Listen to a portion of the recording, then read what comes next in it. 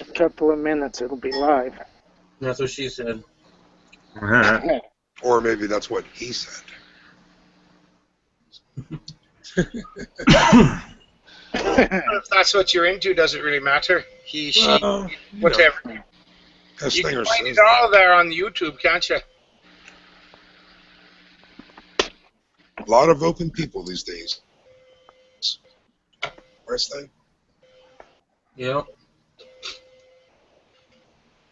Never know what you're going to get. Wow. It's only everybody talking once. I feel like I'm at church. Well, we got a new guest in here tonight, so the preacher be praying. Yes, we do. Yes, we do. Some motherfucker better be praying praying. for all the saints and stuff. We need to hang some fuckers. That's what there is to it. Get the bloody nurses running. Too bad you weren't Scottish there, Stinger. I could call you a fat bastard. Right? People have been calling me that without me being Scottish, so.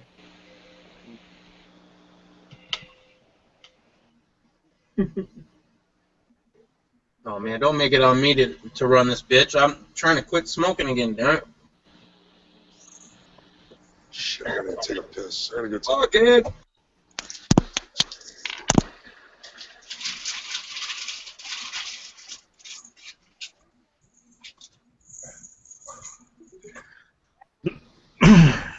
There's our savior. So fuck, I have to take a shit and you guys start it without me. Well, Hey, wait, I think I heard a fucking laugh in here. That's why you got All right. Wi-Fi, all right? You can bring the Later. Sorry. Whoops. Not my bad. No, it wasn't you. uh-oh. What happened? I don't know. Oh, the DJ said he was going to have to go. He had to do something real quick. He'll be back in a little bit. Okay. So I had asked him to come in as a dragon because I'm going to be in and out. I got the shits and whatnot, and plus I got to go pick up the old lady at work. Now You got a wee bit of the poopies, eh? See how bad it is? I can't. You're right. It's- Yeah, that's awful. Where's that fucking Mick bastard that I sent the link to? Right? Oh, look, Dragon's back. Oh, now it's Tony. What's up, Tony Tone? Tone low.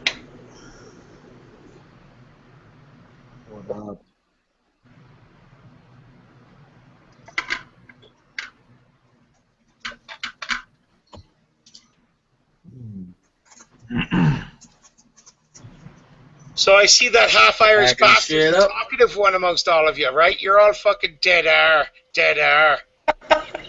What the fuck? Yeah. Nobody else wants to talk, I see. Talkative bunch, huh? Aren't you? You need that other fucking arrogant bastard to be talking all the time, don't you? Pretty much. He's the Rock of Gibraltar here. He's the grandpappy of the dragon. He's everybody's daddy. We chatted. He might be. We chatted all fucking night last night. Missed it. You had a drunk chat last night? No, it was a private chat. Oh.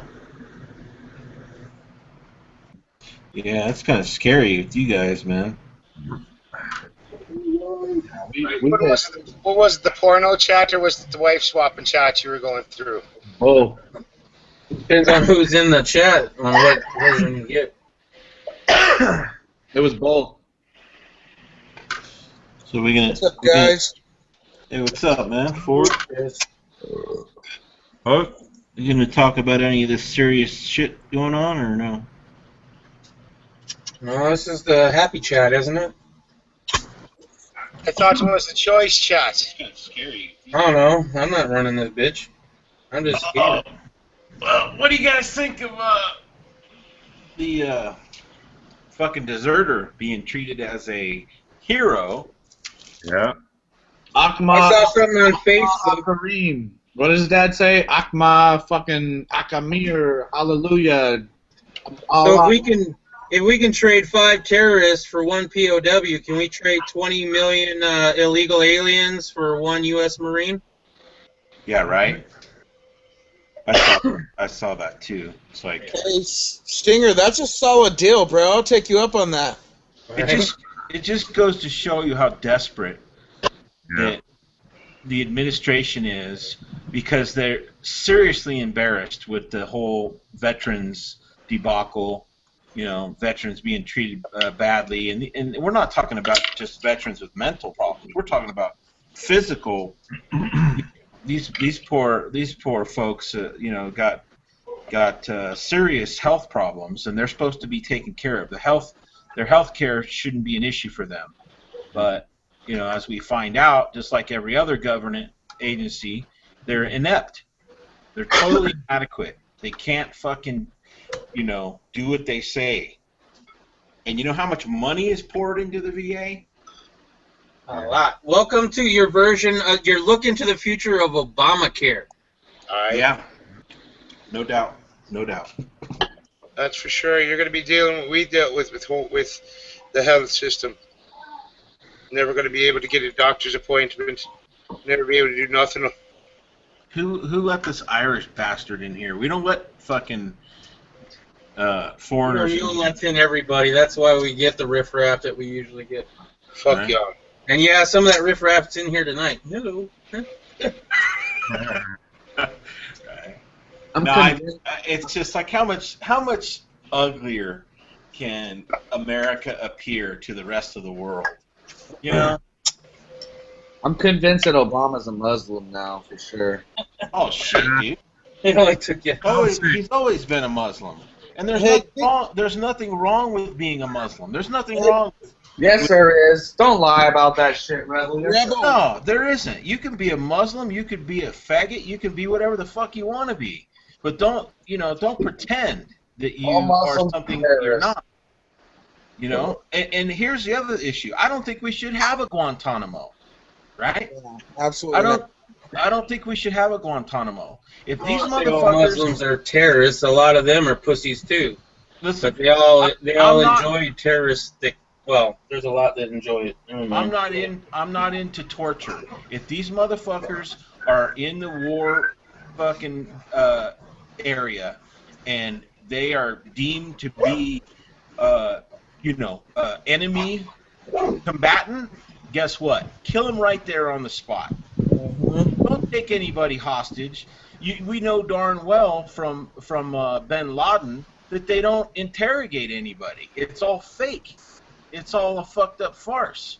The mastermind criminal of our lifetime, bin Laden, they supposedly capture him and they fucking kill him and throw him out to sea. If they were ever going to interrogate anybody in history, that motherfucker should have been interrogated. But no. What did they do? They fucking capped him and threw him into the ocean. Well, it has a lot to do with who was running or supposedly running the whole shindig when that happened. I mean, if it was Bush, I'm not saying Bush was a great guy, but he liked interrogating people. No, it's called political theater. What it's called. Hey, Rebel, to get back on that deserter, didn't Obama make an executive order where anyone has to go through Congress before getting approval of dealing with terrorists? Well, no. See, this guy went AWOL 5 years ago, and he let everyone know his intentions. There was never an issue that he wasn't, he got captured, this, that, and the other. That was never even an issue. And so he put all they're trying to do is grasp at straws right here and to try to distract from the total inability to take care of our veterans' health care, right? Yeah, Absolutely. He's got a fashion show going on. What do you got there, brother? Yeah, something in the mail, bro. What do you got? What you got? What you got? Battle belt. Little asteroid deal here. Oh shit, dude, that's sweet. Well, who's the maker on that? I think it's called Pig or something. Well, who sent it to you? Well, I'm saving that. I'm gonna do a shout out video, unboxing video. Even though I already unboxed. You're doing it right now. Who sent it and why? Damn, you've been sucking up the free shit, ain't you? Yeah, no shit. Yeah. Dude, that's good gear, dude. Here you go. Check this out. Oh, another med kit. More complete. Nice. Shit, well, now all you need is a plate carrier, and you're good to go. Yes, sir. I got the one that Baird sent me. I got this all med kit out here. Nice. I got 2 med kits. Very Get cool, it together, man. I need that plate carrier, and then I'll be good to go. I'm gonna drop some money on an aim point. Is what I'm gonna try to do here soon. Must be Plate nice. carrier and an aim point, and I'll be good. So, dude, I'm getting ready. Fuck all the bullshit, dude. It's to sit here and be surprised by anything they do. They could start crucifying freaking Christians on crosses tomorrow, and I wouldn't be surprised. I mean, they could do whatever they want, and I wouldn't be surprised. Yeah, you're right about that. They could execute you, you know, because you own a gun. Start executing gun owners tomorrow. Hey, you own a gun, you're in a registry. We're going to go to your house and kill you. I wouldn't be surprised. Obama's a fucking traitor. Everybody in D.C. is a traitor. And there's only one thing to do with traitors, and we're not doing it. We're irresponsible as Americans. Well, it's been clear to a lot of us for a long time that we're the enemy. The American people are the enemy. And we've paid and let them arm up against us.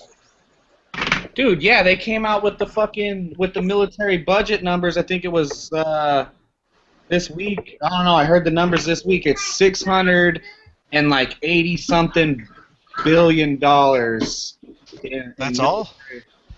Yeah, but still, that's a lot. I mean, you're talking about over almost, well, not almost a half, or not almost $1 trillion, but. I mean, we were clocking in $1 trillion, 1.2 trillion there for a while. I guess it has to be for Obamacare, though. They had to get that $400 billion. Yeah, they had to get the little cutbacks, remember? Well, the Pentagon loses trillions of dollars on a regular and say, oh, we don't know where it went. Sorry about that. Meanwhile, it's probably paying for the mercenaries and contractors overseas. Oh, and hookers and little boys for those over in Pakistan and Afghanistan. Dude, they're fucking spending so fucking much money on bullshit, and meanwhile, here, like just to throw an example out there, here in Vegas, the freeway's falling apart. You could see from the top of the freeway to the road underneath the freeway. Oh yeah. Oh yeah. And they bring a police car out there yesterday to park in front of the fucking hole through the freeway, and they throw a little bit of gooey stuff in there and call it fixed. Yeah. You well, know? that's that whole kick the can down the road, and that's what you get when you get these politicians in there and they're controlling the budgets, and they're like, well, you know, if I fix this on my watch, you know, I'm not going to have a surplus, I'm not going to be able to do favors, blah, blah, blah, and, you know, we can put all the Americans back to work if we would focus on infrastructure. We'd focus on the United States of America. Think about the railroads. Think about the bridges. Just like you said, they're well past what they were designed for. There's no fucking checks and balances. Nobody's going to stop these guys from spending all the money that they want on whatever they want to spend it on. They have to spend the money. They have to waste it, or the system falls apart. That's the way the Federal Reserve is made. Yeah, but what I'm saying is it doesn't matter what these guys do. It doesn't matter what crimes they commit. It doesn't matter what they do with the money, because who's gonna stop them? Who's gonna stand up and do something? We fucking sure ain't. Ain't nobody in America gonna do a goddamn thing. We're gonna make videos about it. We're gonna complain about it. We're gonna have chats about it, and some of us are gonna run around in the desert and play G.I. Joe on the weekend. But the reality of it is, we're more fucked than ever. Well, there are things that you can do, like, you know, stop paying your taxes, change your W-2s so that you keep all your money and you owe them at the end of the year. You know, but there's never going to be enough. There's never going to be enough people to, you know, to do that collectively. So, you know what I mean? You're probably right. It's a drop in the bucket when you're talking about a fucking government that spends you know, however many $1 trillion each year on fucking bullshit. I mean, dude, it's a joke. And they know we're a joke. That's the funniest part about it. They know the American people are fucking spineless. People could get mad at me or what the fuck ever, but I'm just speaking the truth because ain't nobody did shit yet. Nobody's done nothing. My friend, they fucking count on the Americans being fucking spineless. So, in other parts of the world, they would have been fucking started fires, started a revolution, had terrorism running through the streets. Instead, here, what do you get? You get nothing.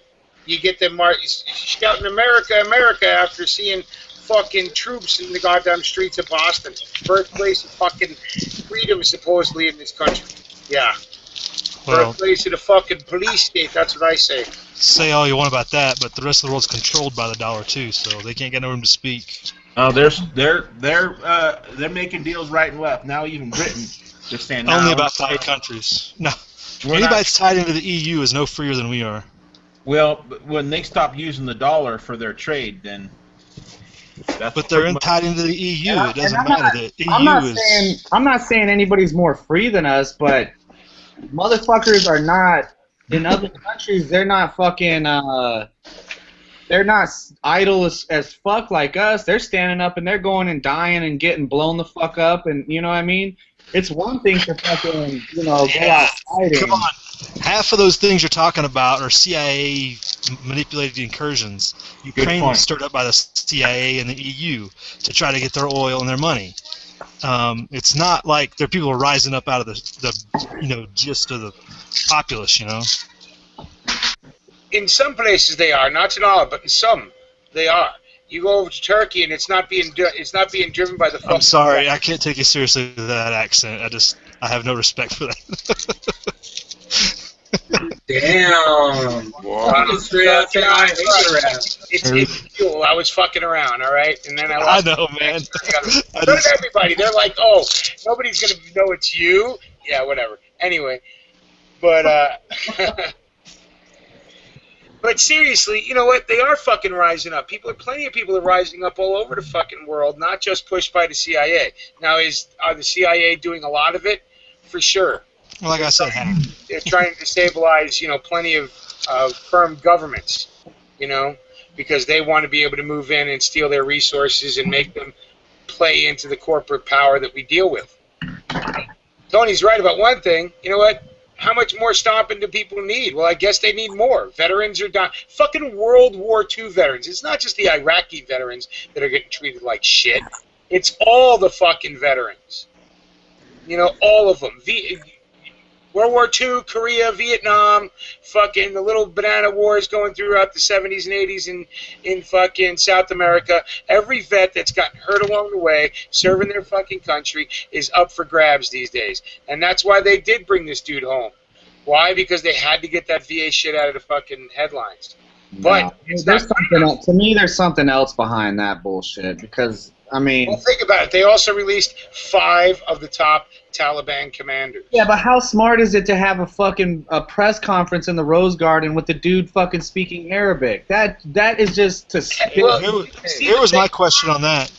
Did anybody confirm it was Arabic? Because that makes no sense. It was Pashtun. Okay, Pashto. Okay, because that makes sense. That's the language. Like, if this guy's speaking Arabic, that totally makes no sense. But Well, that's the language of the Taliban, though. Yeah, Pashto. Yeah, I'm with you on that. So my point. Everybody kept saying Arabic. My point is that they fucking spit in the face of everybody. They don't care. They don't care. They're laughing right now because they know nobody's gonna help. Who the fuck is gonna hold our government accountable? We ain't going to.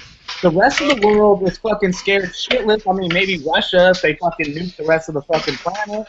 But there's nobody. Holder just announced this week, right? Yesterday, I think it was, or maybe it was even Friday, right? That he's restarting the domestic terrorism unit in the DOJ, right? One that got not shut down, but basically put on a back burner after 9/11, right? And now he's going to go full force against us.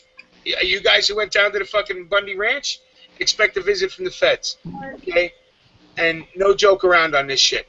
They're coming after us. They know the people they pissed off, and they're trying to preemptively position themselves to be able to do away with people like us. That's why Mulder announced it. He says, well, you know, this thing was established originally on the Oklahoma City bombing, and we need to bring it back into play because there's enough people out there in America who have animus towards the government. And to me, And what else did he say? Race. I have the exact quote. Well, you can look it up for yourself. Anyway, but to me, the only selfless, real life warriors that there is that would fight back against the government, they're overseas right now, being fucking, you know, fed fucking bullshit to fight in some dumb bullshit war. Because if those motherfuckers were here, if those fucking selfless fucking warriors that are overseas, our brothers and sisters, if they were here, you know what I mean, maybe there might be some accountability. But the truth is, they're all over fucking seas. And then you got all the fucking regular people here who ain't gonna do shit but bitch about it. I mean, I'm not saying I'm any better than fucking anybody. I'm sitting here bitching about it right now too. But also, you can't run out there fucking one-man team and shit. That's not possible. Dude, Yeah. nobody's clean on this. Everybody's waiting for a tipping point. It's like everybody talks about. It's just time and opportunity, you know. Well, none of that. Nobody's clean. Everybody, for every increased fucking detention, every lost freedom, we're all accountable to that. We will be, at least in my mind, to our gods, you know. And I'm going to be accountable for why I waited so long. So we'll see what he says when we get there.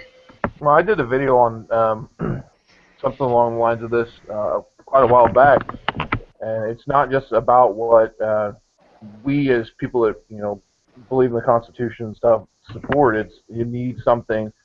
You like High Desert Pioneer said, you need a tipping point that's going to rally others to your cause, because if not, you're not only you're fighting the government, but you're fighting the people as well. If you don't have people that are going to help cover your movements and help you resupply and help do this and help do that, you're basically fighting a lost cause. Well, no matter what, we're going to be fighting the people and the government, because most people are not going to back us, no matter what happens, unless fucking Obama calls in the troops and tells them to take, line up straight people like they were Jews in Germany. Then most people are just going to back the government because they're going to think no matter what they're right, or their money is somehow involved in it, or they're just afraid. They don't want to rock the boat. Most people don't want to rock the boat. They don't like change. And they figure no matter what, you hear it all the time from people, we're still the freest country in the world. We're still number one.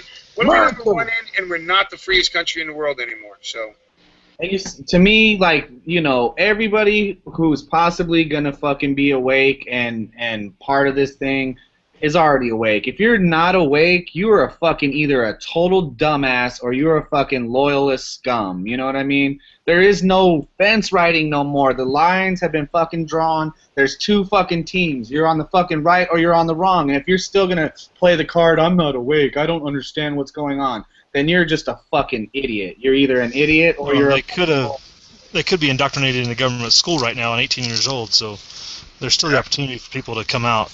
Yeah. Yeah, that's true. I agree. Don't give up on the youth. Never give up on the youth. Well, the youth are going into the military in droves, so it don't matter. But I agree with Tony, man. I hate to fucking admit that shit, but I do. He's right. I don't know what I could say without going to jail tonight, because the way I feel about it, we've talked about it in private. Like I said, I fight with you motherfuckers. I fight with my family trying to convince everybody it's fucking go time. I'm not going to be the motherfucker. It's been go time for a long time, but here's the thing.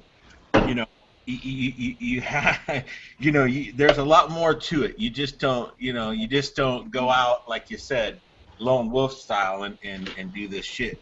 But they're talking about cyber attacks now. So think about this in just a minute, man. And a lot of you motherfuckers are prepared, I understand. But, just think of tomorrow you wake up and there's been a cyber attack. So we got no internet infrastructure. It's all shut down. That means the gas pumps don't work. The fucking banks don't work. The credit cards don't work. Nothing fucking works. You can't buy anything unless you have some old school liquor store guy who's willing to make change. You know what I'm saying? Yeah. Unless you got exact change. Yeah. I mean, think about that for a second. they need a false flag. They need something to touch everybody, so they can take over the internet. And what better way to do it than have a false flag on the internet and say, oh, it was China, those horrible, it's no longer Russia as the enemy, but it's China now as the enemy, or whomever they, decide to blame it on. Right. Good point. But that would cripple us overnight.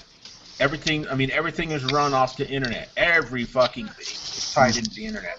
And the fucked up part is you can't talk about this shit. Like, we could talk about it, I guess, in this room, but you can't say I wanted to set up a meeting with somebody and we wanted to talk fucking, hey, how are we gonna do this, that, and the other. Right there, bam, you get caught up and your fucking ass is never gonna be seen again. And that's what a lot of people are afraid of, getting disappeared. Yeah. Well, think about it. I mean, this is what the deal is with that fucking, with him kickstarting that unit. We're talking about us, right? People like us. When two or more of us get together, that's an instant conspiracy if they want it to be. Well, that's why you don't come on Google Plus and say, hey, everybody, we want to have a government, kill the government meeting at this time at this place. No, it's, hey, let's all get together and let's hang out. That's what you do on Google Plus. Well, What I you just do want to at say, that hangout is At the Green Dragon, no less. Whoa. Right? Yeah. Whoa. Vacuum it. Somebody running compressor or something. That's not me. I just woke. Neither. someone's penis pump has a leak. No farting either.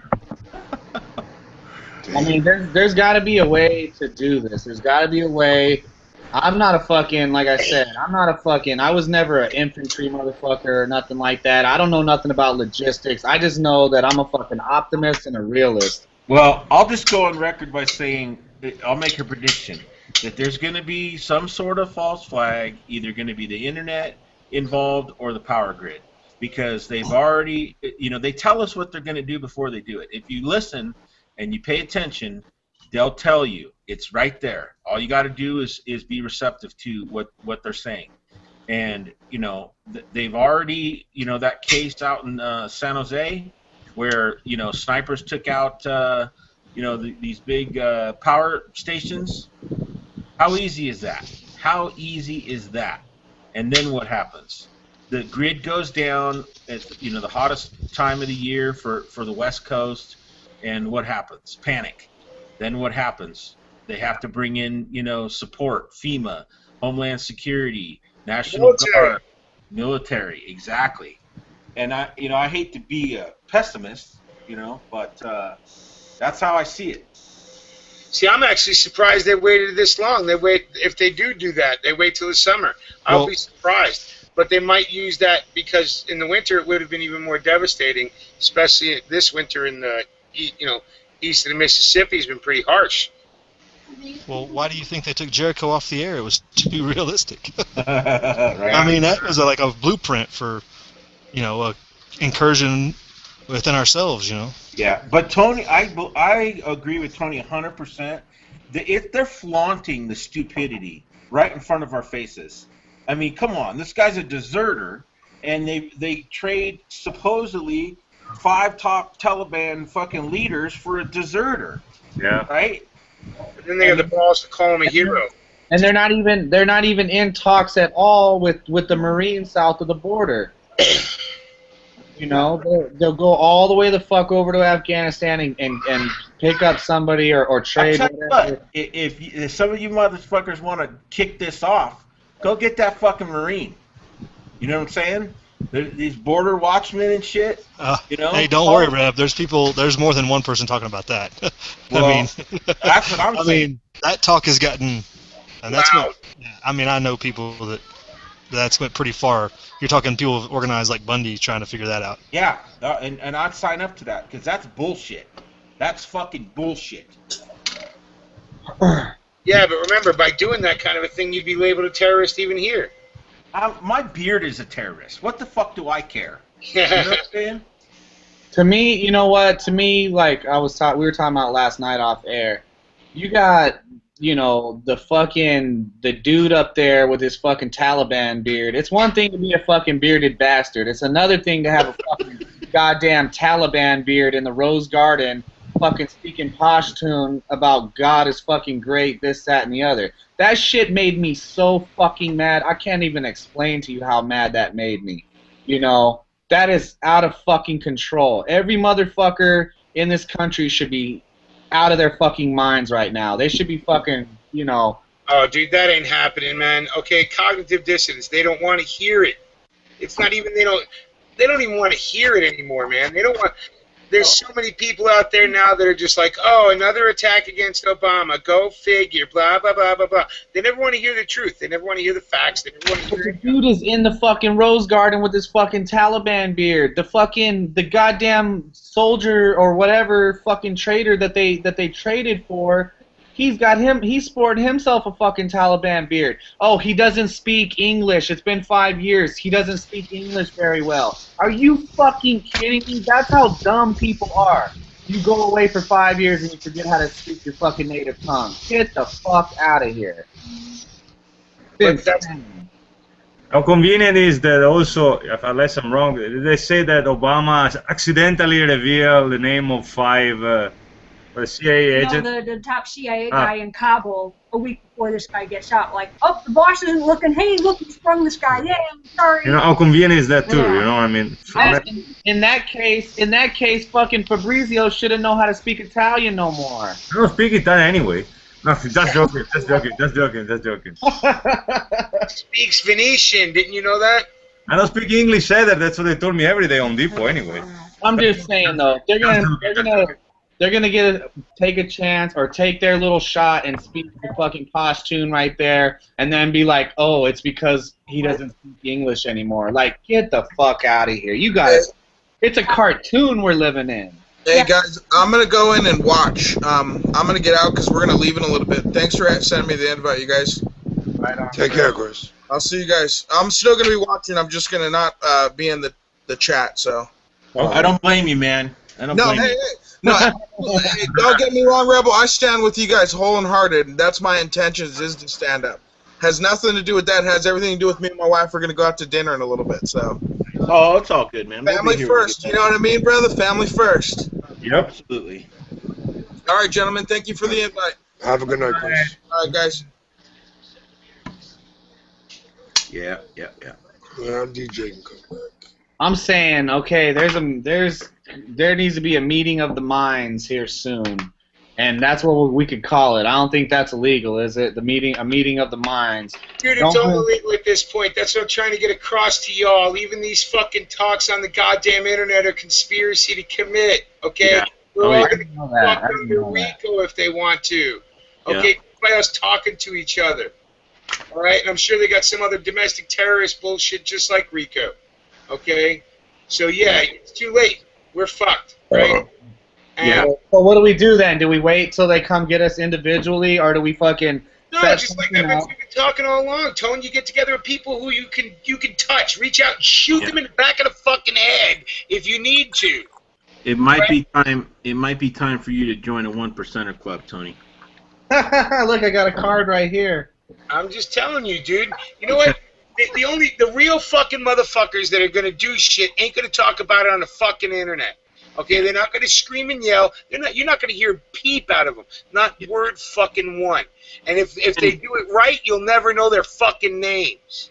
And I got news for all you that think, oh, I'm a law-abiding citizen. I've never done anything wrong. I don't even have any traffic tickets.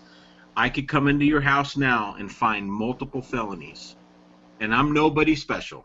But I guarantee I can come to your house, your apartment, your condo, whatever the fuck, your hotel room, and I can find felonies right fucking now. So go ahead. And that's by design. Go ahead and think that you don't do nothing wrong, and that you know, oh, I got nothing to hide. Go ahead and think that, because you're a fucking moron, and you're going down just like the rest of us at some point.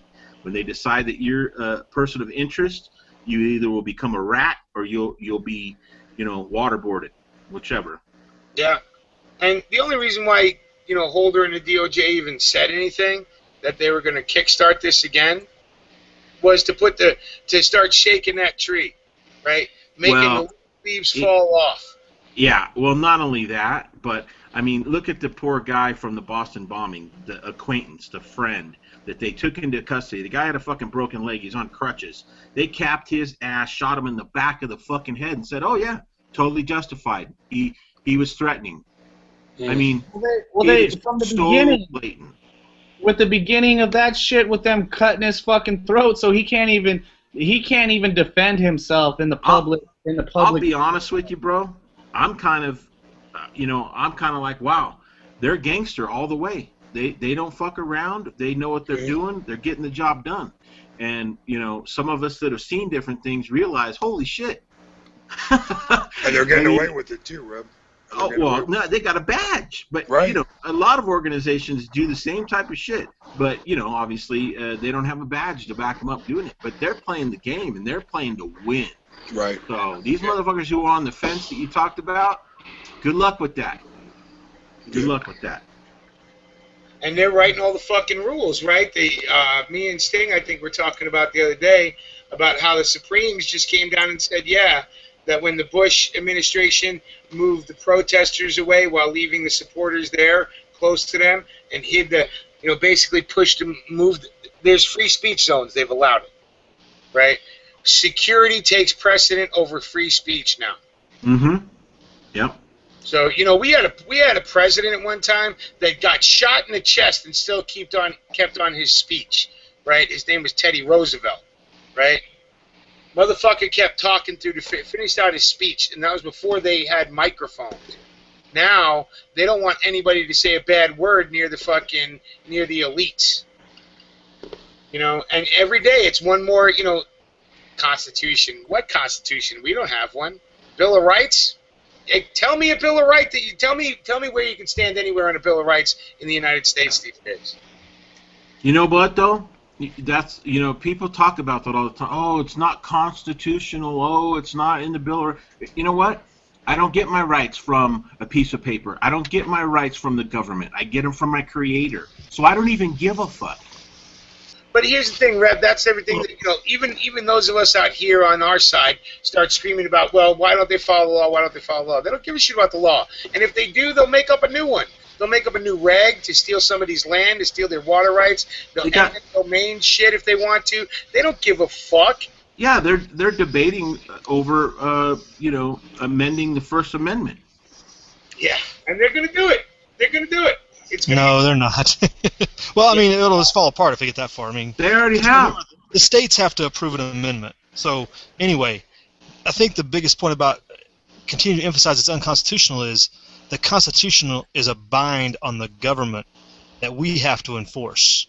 It's up to us to bind the government to that regulations and rules and everything. The government can't use the Constitution against us. They're not supposed to, but we've, over the last 100 years, that's changed.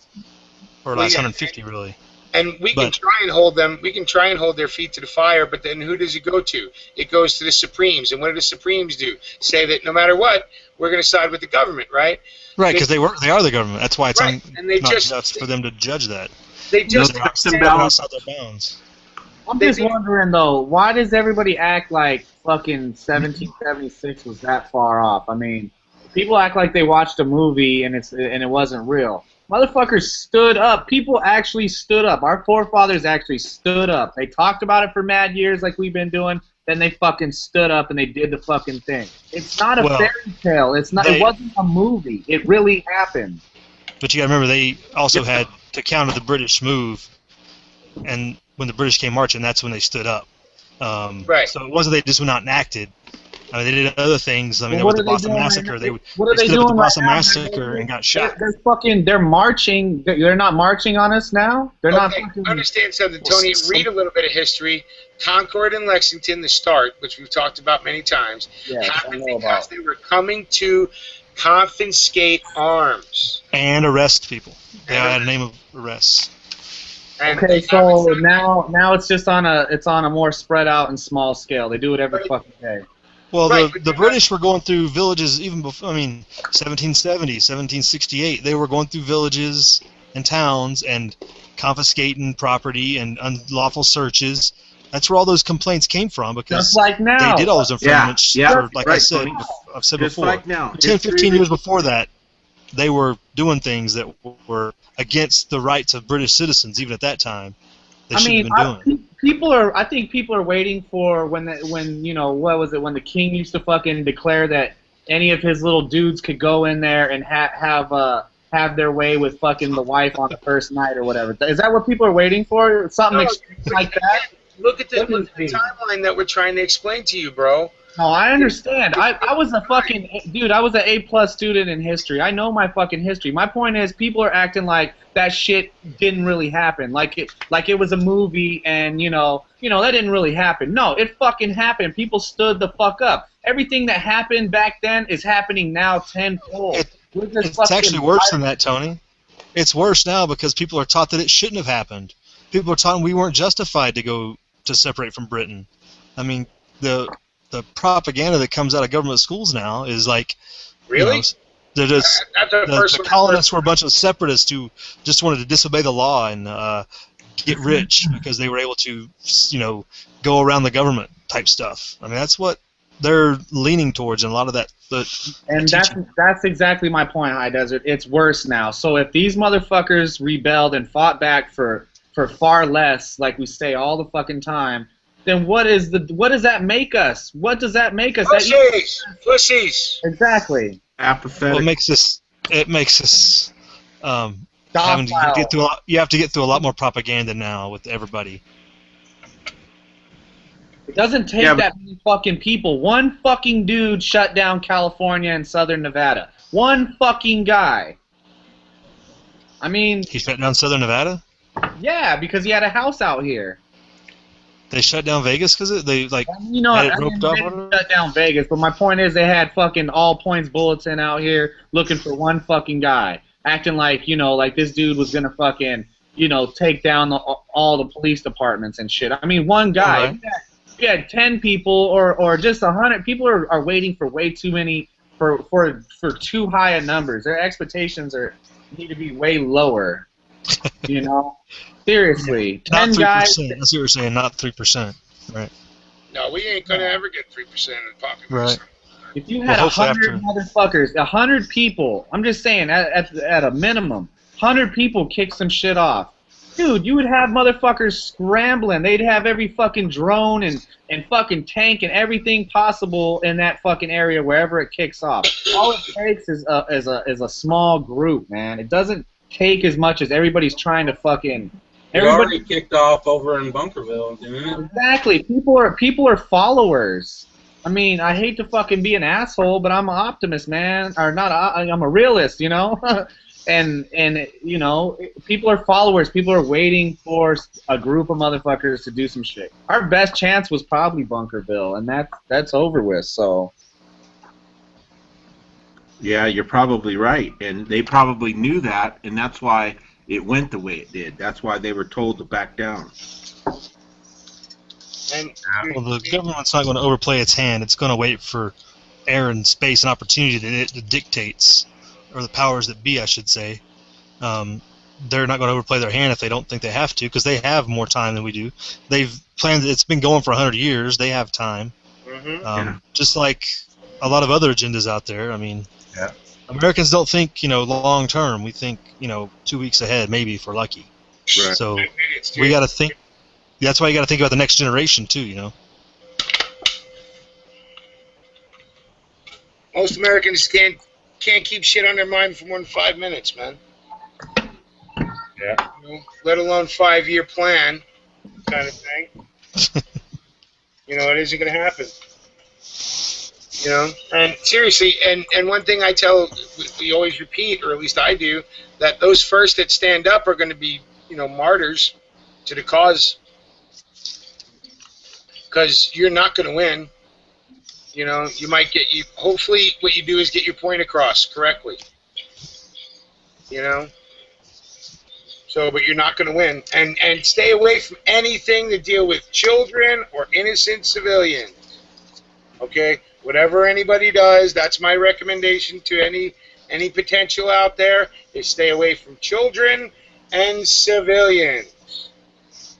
Okay, because once you get into that game, you lost. All I know is motherfuckers need to do something soon. I mean, yesterday, fuck, I mean, you gotta do something. Otherwise, we're fucked. I mean, it's crazy. It's honestly, dude, it would have me so frustrated yesterday, so fucking mad, you know?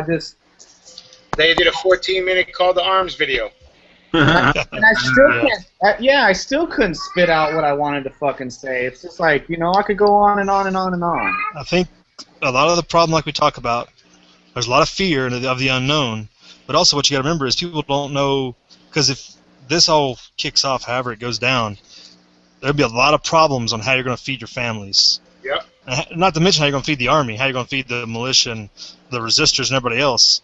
But just getting food and supplies is going to be a challenge for the everyday person, because the economy is going to, it can be shut down if they wanted to. The economy's already shut down. But they can actually shut down the actual movement of stuff, not just the fake dollar. Yeah, well, the shutdown of the internet will shut down the movement of goods and products. I guarantee it. I mean, you can go back to old school. I mean, it would just slow everything down.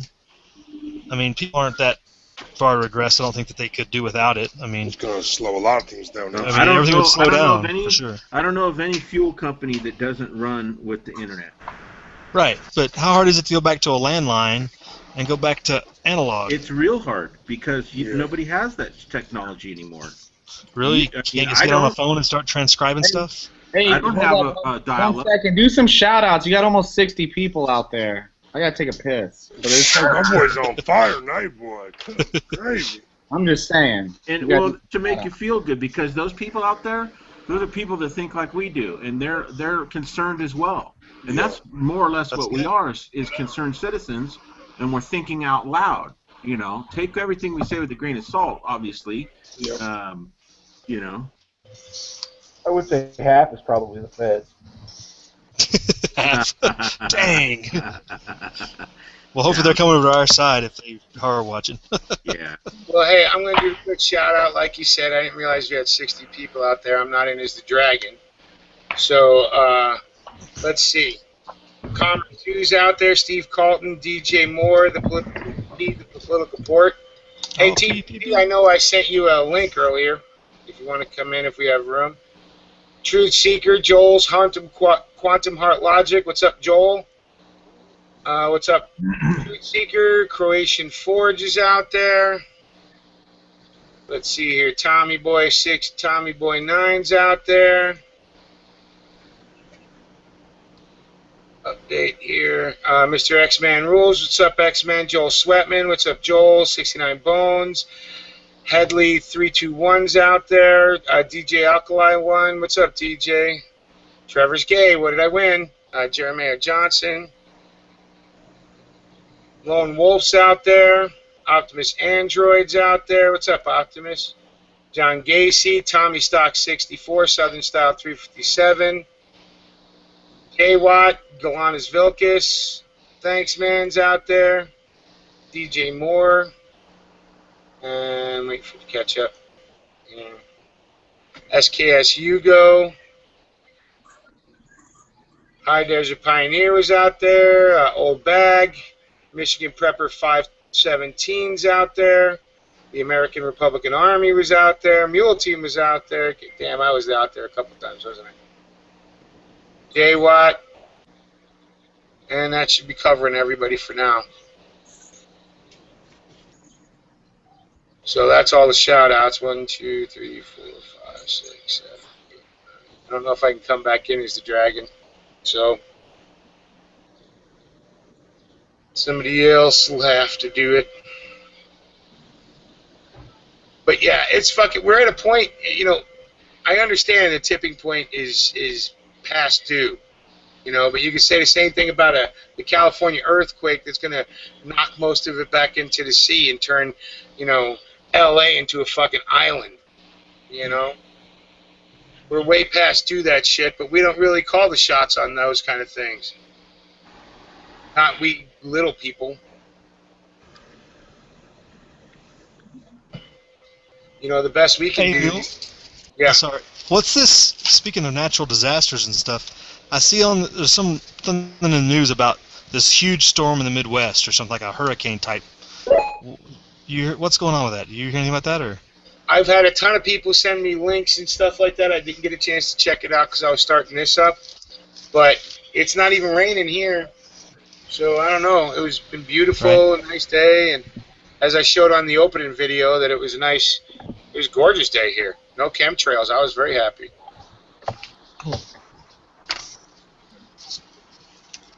You know what I mean? But now this storm that's going on, I'm hearing about, it's bad southern Midwest. You know what I mean? Southern middle of the country. So like Missouri and South Arkansas or something like that? Yeah. Or it may be coming our way. I don't even know. I'm going to check the weather now. Now that we're talking about it, I'm like, fuck, I should know. If it's coming my way, I got to batten down the hatches. Well, I guess they were describing it like it was a hurricane inland. It's like, are you kidding me? And of course, that was leading towards the point was that it's harp-driven and whatnot. But I don't know. It's pretty crazy. Yeah, I know what you mean. You'll probably wait until this weekend. When it hits you, Mule, give me a heads up so I know it's coming. Right, I will too. And you said, Stinger, you said shooty, not shouty. There's a U. That's why I'm like, huh? Oh, fuck you. I'm just telling you. F-U-T-K-Y-O-U, motherfucker. Oh, man. I'm just telling you. You know, you're like, oh, do a chat shouty. And it's like, but it said chat shooty, so I'm thinking Sunday live. Could we do that? Start it early, do the shoot. Not the chat shouty. And if it's I'm the dumbass, so yeah, it says rain tomorrow, but I don't know. Uh-oh. Boomer. How's the weekend looking? Do you have that forecast yet? I'm gonna get the extended right now. 6 to 10. Did you guys shout everybody in the room out? Yes, I did. Killed the chat too. Yeah, it tried. Now we're talking about the weather. We're so bored. I'm out, man. No, that wasn't it. You asked about the super. Next thing you know, we're gonna start talking sports. So no, but let's see. Hey, the weather's interesting to me. Saturday and Sunday, a 50% chance of rain. Yeah. That's just because we don't have any weather out here, Stinger. You know, it's just it's hot, dry, and maybe breezy. That's about it. Yeah, if there's a day that's not saying it's sunny, it's a miracle. I don't know if you don't get that much rain. End up to getting wet though, buddy. It gets breezy when I get there. Oh, shoot. Political port, get your ass in here. We still have room for one more. Tell these motherfuckers. Actually, I don't care if it's hailing. I want to go out on Sunday, man. I Tell don't know. motherfuckers how it needs to be done. 'Cause they're gonna start talking about fucking weather and sports and shit. No, I know how it needs to be done, but who the fuck's really going to step up and start fucking acting like what anybody in the world these days calls a terrorist? I'm ready. You know, I'm fucking so ready. there's a BLM fucking building right there, dude. There's a BLM building right in Vegas. You want the fucking coordinates? You want me to send you the pictures of what it looks like surrounding the building? Hey, the FBI building's just 2 blocks from him. Why go all the way to the BLM? The FBI is right there. But I'm just saying, you know what? Everybody talks shit. They're like, oh, shit, people need to do something. Well, it's right there in your fucking city. But he's already reconned that motherfucker. You know, fuck, I live thousands of miles away and I know where the fuck it's at and what it looks like. Yep. So, you know, Tom, Why you have to wait for Aaron opportunity. Not fucking around, Tony. The real deal is not walking in the middle of the street. I'm not fucking around. I'm not fucking around, you. I'm not fucking around. And I'm telling you, this I don't need to hear excuses or anything like that. I'm not fucking around. You know what? Really, seriously, dude, it's getting me angry with this kind of crap because it's not hard to learn how to do it. It's not hard to learn what to do. The hard part's getting the balls up to do it. Right? The hard part is getting a couple people behind me. Every fucking day. They just had an American do a suicide bomber just the other fucking day. Take a page out of them. You want to get shit done? You want to kick shit off? That's the way you fucking do it. You don't talk shit. You do shit. Big difference. And when, you know, I ain't got balls enough to go fucking suicide bomb somebody. Right? Shoot, there ain't no reason for that. But I'm saying, people want to do it. You want to be the lone man? There you go. There you go. You know, you want to do it, you want to get it kicked off, that's the way you get that shit kicked off. And what it's going to kick off is enough repression on the American people to hopefully get some of them to rise up. But that's why I keep telling you, the first wave of people are going to be nothing but martyrs, and then the government's going to have to react and stomp harder on the American people, and that's what's going to cause the reaction for people to turn around and bite back. They haven't been hit hard enough. They're not hungry enough, they're not hurting enough, they're not poor enough.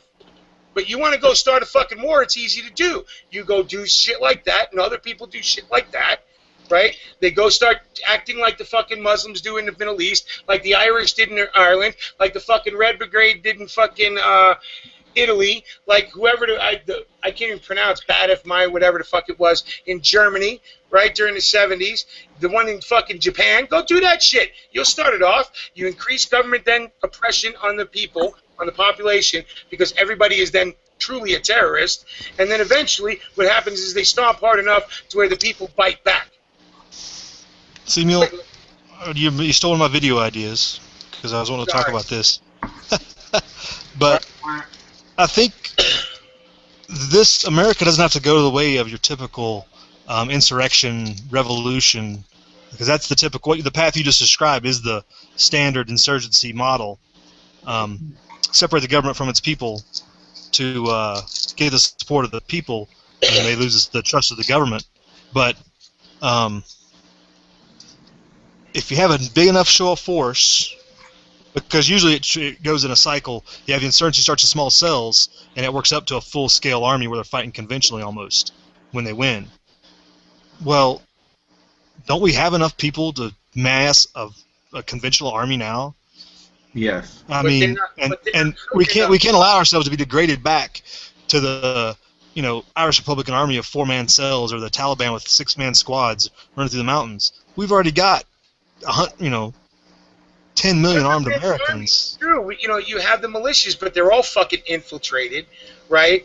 The government knows everything that goes on in every single one of these militias in the United fucking States. Anything more than 3 fucking people, Uncle Sugar knows. And the 3 people these days, as long as you have one of these stupid motherfucking things, or you're connected. You can't even see my camera.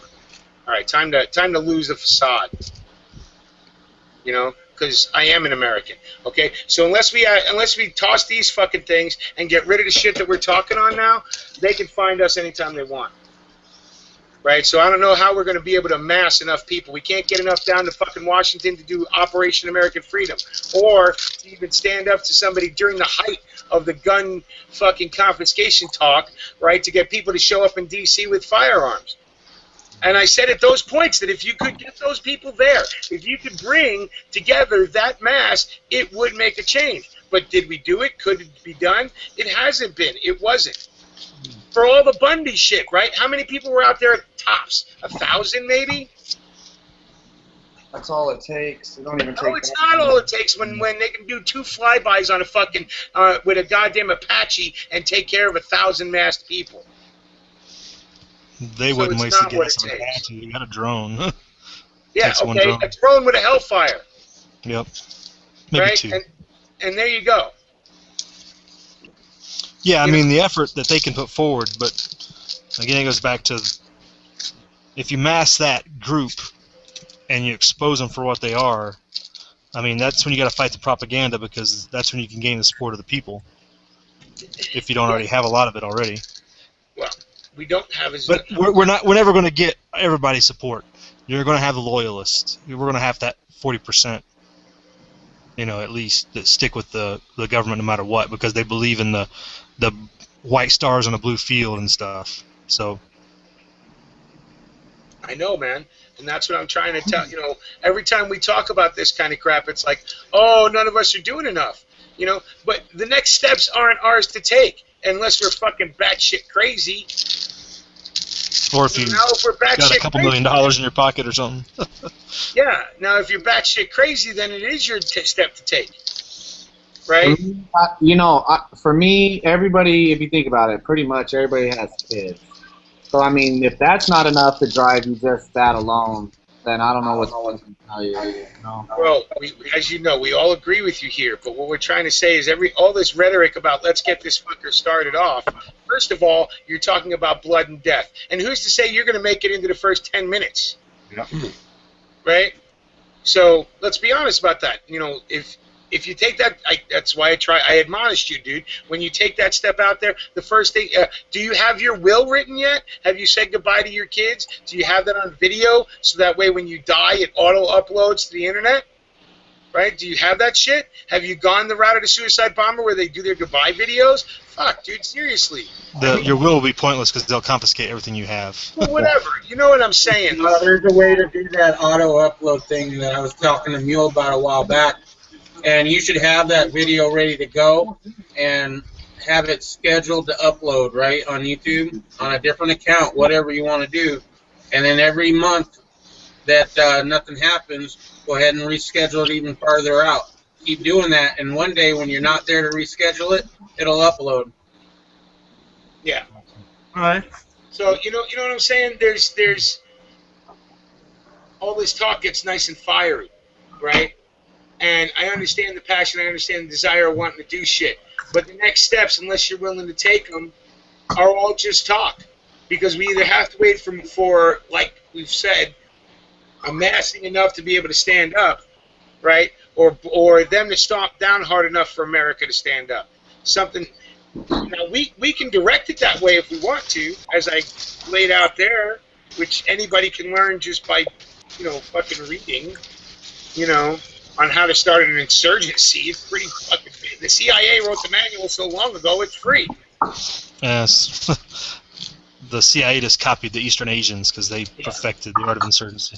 Yeah, well, we won't talk about, the Little Red Book and, all the rest of it. Well, even Mao had to learn from somebody. I mean, exactly. Well, and, you can get deeper and deeper into it, but yeah. But I'm just saying, Tony, you know what? For all the fire and brimstone that sounds good, right, that's all it does is it starts to ring hollow when nobody's out there doing shit. Right, so either bringing people together, finding some cause like the Bundy to get people rallied around to stand up to your government, right, or start a fucking insurgency, get the government to stomp on the people and get more people with you, right? But then remember something, if you're going to do something like that, go look at all the. There's enough fucking video and all kinds of shit out there from Syria and all over the rest of the goddamn world where that shit's going on. Go check out Venezuela recently. Right? Now, there's plenty of guns in Venezuela, but go check out what's going on in Venezuela. Go check out what's going on in fucking Thailand. Right? Go check out what's going on in Turkey. Go check out what's going on all over Syria. Right? Go check it out. Go see what's happening. And don't think that it won't happen here. 3 of those 4 or did you name 4? 3 of those are all CIA infiltrated, started incursions. Right, but we don't need the CIA. We live here, right? We got plenty of Christians in action. I'm just saying, going, yeah, I know. I understand. Grassroots. So, and we can talk, saying the same thing for a while. They're there. You want to see what it's going to look like here if this shit lights off, and you want to start it. There you go. Go check it out. And you're right, Syria, 100% CIA started. Tony's just thinking out loud. He's frustrated. He realizes, that this is going to get a lot worse before it gets better. He's smart enough to know exactly what, you're saying. That it'd be futile to, and you're going to be a martyr if you try to do anything, that's not very meaningful. Dude, even the most meaningful thing in the world these days, you're going to be a martyr if you're lucky. Right? If you're lucky. Because, the series, the start off of it, everything we talk about, violence is part of it, right? And violence for all the Hollywood media movie bullshit is not fucking fun, right? Talk to dudes with no legs. Talk to dudes that are getting screwed by the fucking VA now, and ask them how much violence, even though it is an answer, how much it's the shittiest one we get to pick from. There's no other fucking way, though. There's not gonna be. We're not gonna vote our way out of this. There's only one option. There is only one option. If we're being fucking real right now, there's only one option. As shitty as that option is, that is the only option available. There is no other fucking option on the table. There's nothing. When you put on your vest and you head out to wherever you're going to suicide, make sure you quote Nathan Hale. I regret I have but one life to live for my country. You know, instead of look, here. Allah is great. Let me just read something. No reason to go out like that. Huh? There's no reason to go out like that. There's plenty of ways to do stuff remotely. Yeah, I know, but I'm just saying.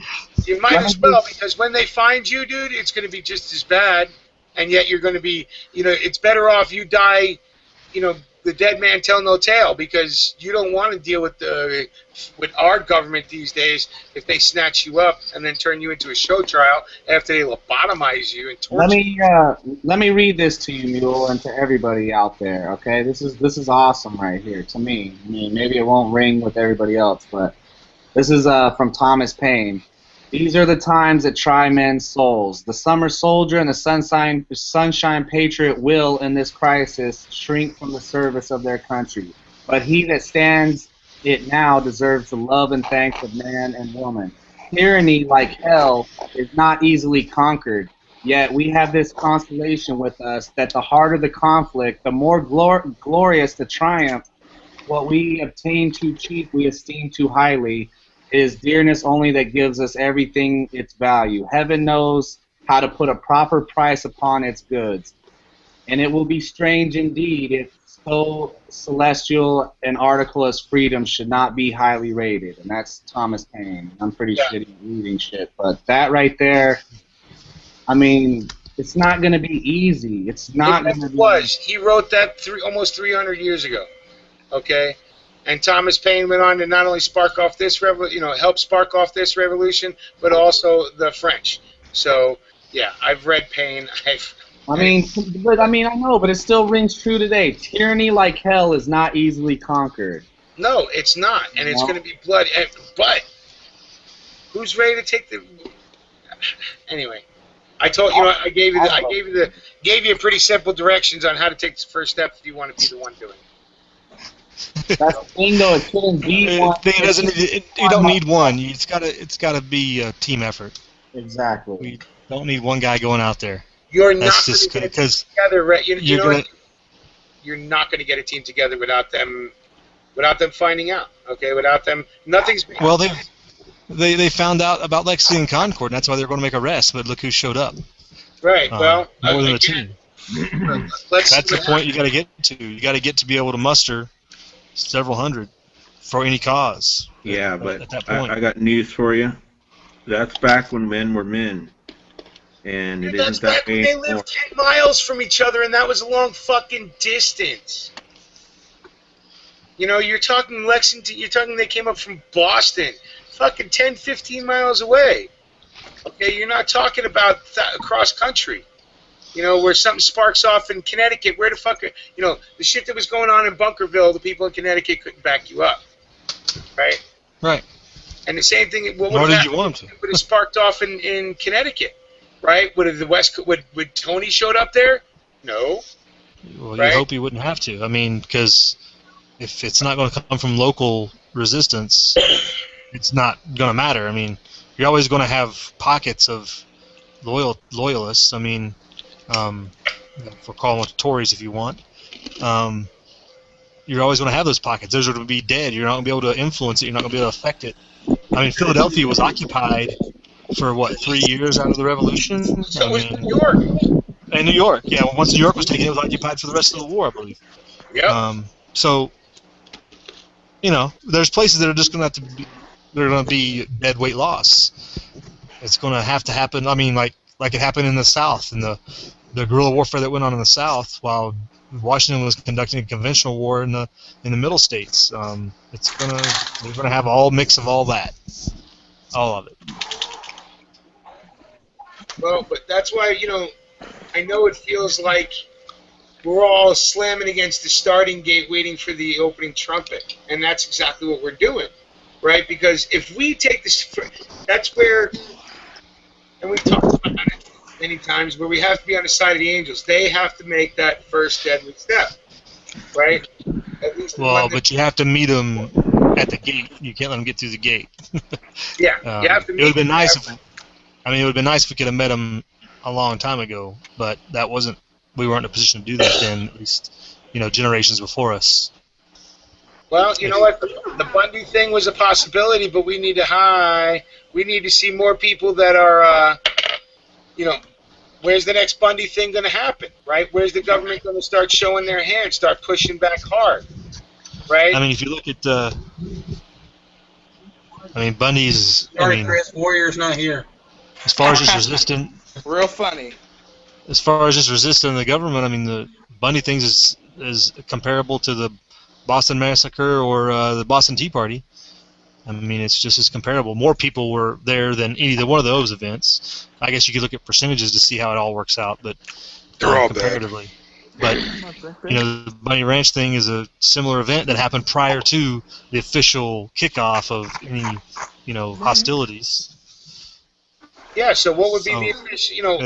You would hope it would just grow the cause, just like Boston Massacre grew the cause. You got to continue to talk to people and influence, and people, finally get sick and tired of it, and they're sick and tired of dealing with the pain involved with the subjugation and the, stealing of their kids and everything else. Well, and that's where, I said America hasn't felt enough pain to stand up yet.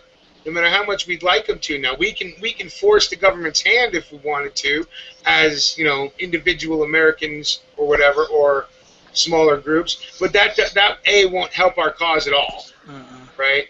And B, that's suicide pretty much. Now, can you remote do stuff? Sure, but you're going to get caught. Okay, you have to walk out there accepting the fact that A, you're going to die, and B, you're going to get caught. If you don't live that way, though, buddy, when you do, it'll be a shocker. You do your best not to do any of those things, to die or get caught, but you have to be prepared for that when you go to put your hand to things that are deemed illegal. This is where I understood I could get locked up when I did things that were against the law. And I did it consciously. I weighted the risk versus the rewards, and I felt the rewards outweighed the risks of having my freedom taken from me, my property, my life possibly, right? And we have to weigh the same things now, right? But the goals are different. The reward is different. You're not out there doing, evil shit. Well, you are going to end up doing evil shit against the law, but, not morally corrupt. You need to have that moral good step. Well, that's not evil. There's a difference between being evil and morally corrupt and against the law. Right. Well, I'm talking Morally about when corrupt. I was morally corrupt, right? I had to accept the fact that I could have been busted and done time and been killed or whatever, right? I understood the consequences of my crime, my action, what I was going to be responsible for if I was caught. And it's no real different now if you step out to be a revolutionary in America. You have to understand that you're going to be arrested, killed, and if you are arrested, you're going to be put on some kind of show trial, and they're going to use you as an excuse to hamper other people. Mm-hmm.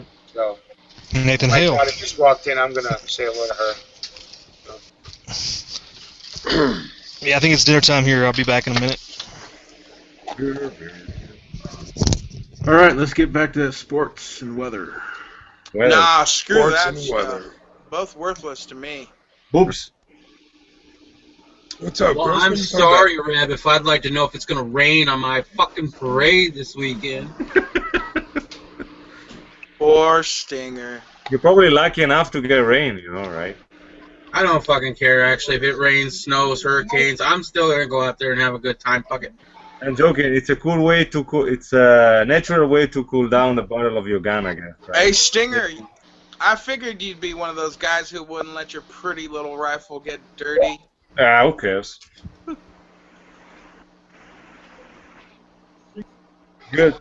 Sorry, Chris, I froze up. I know you were digging at me, so what was it? Come on. I said I figured you'd be one of those guys who wouldn't let your expensive little rifle get dirty. Oh, yeah. She's like like sugar, huh? You don't want any rain to touch her? Oh, I hate it, man. You put that much into it. You don't want. That's why I got the AK, man. I'm the See, same the AK way. is what I throw around in the dirt. I could give a shit. Yep. Hey, if you don't give a crap about it, give it to me. I'll use it. I use it too. See, I just put on a new wrap for the Dude, under. that looks good. It's a Hell lot yeah. better than your purple one. So what? I didn't even shit on my It goes gloves. off the rails. We go from on fire, talking fiery red, Eric, for a minute. Oh, we're giving Stinger some crap for caring what the weather is going to be like. And his fancy dancy rifle.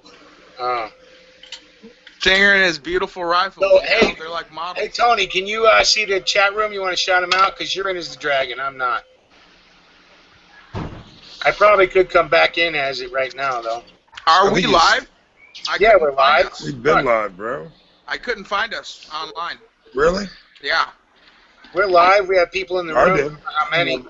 All right, DJ Moore out there trolling. I'll be Joel right back. Logic, Palmer Sue, Mr. X-Men Rules, Lone Wolf, Mr. Tommy Boy 9, French Sniper, Optimus Android, Southern Style 357, A-Watt.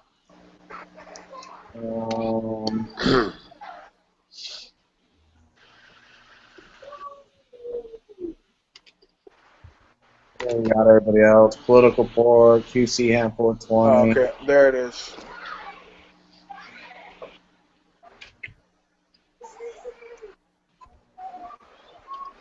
Shout outs to all the boys in the panel. Yep. Shout out to everyone watching live. And I'm just talking out my ass according to DJ. So. According to who?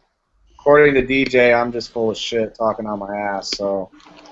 Hey Tony, is that why your eyes are brown, brother? Hey Tony, thanks a lot, man. I appreciate it, brother. Nah, you're not talking out your ass. You're just frustrated. That's all, just like the rest of us. Yep.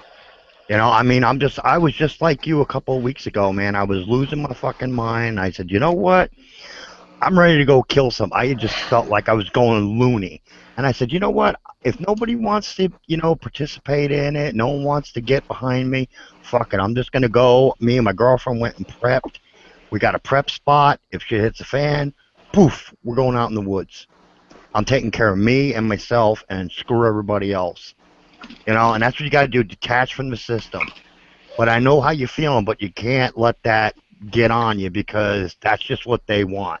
They want you to get mad. They want you to do something. Well, the thing is motherfuckers want to tell me, oh, yeah, run out there. DJ's saying the same fucking thing. Run out there by yourself. Well, you're a shit talker because you're not running into a building and blowing it up. No, I understand how you feel. You're just frustrated. So, You're just frustrated. You're just speaking out. You know, Mule is right. He is right. You know, you gotta temper wisdom with the power that you have. I mean, you know, and you gotta say, I'm not gonna let these son of a bitches push me into a corner.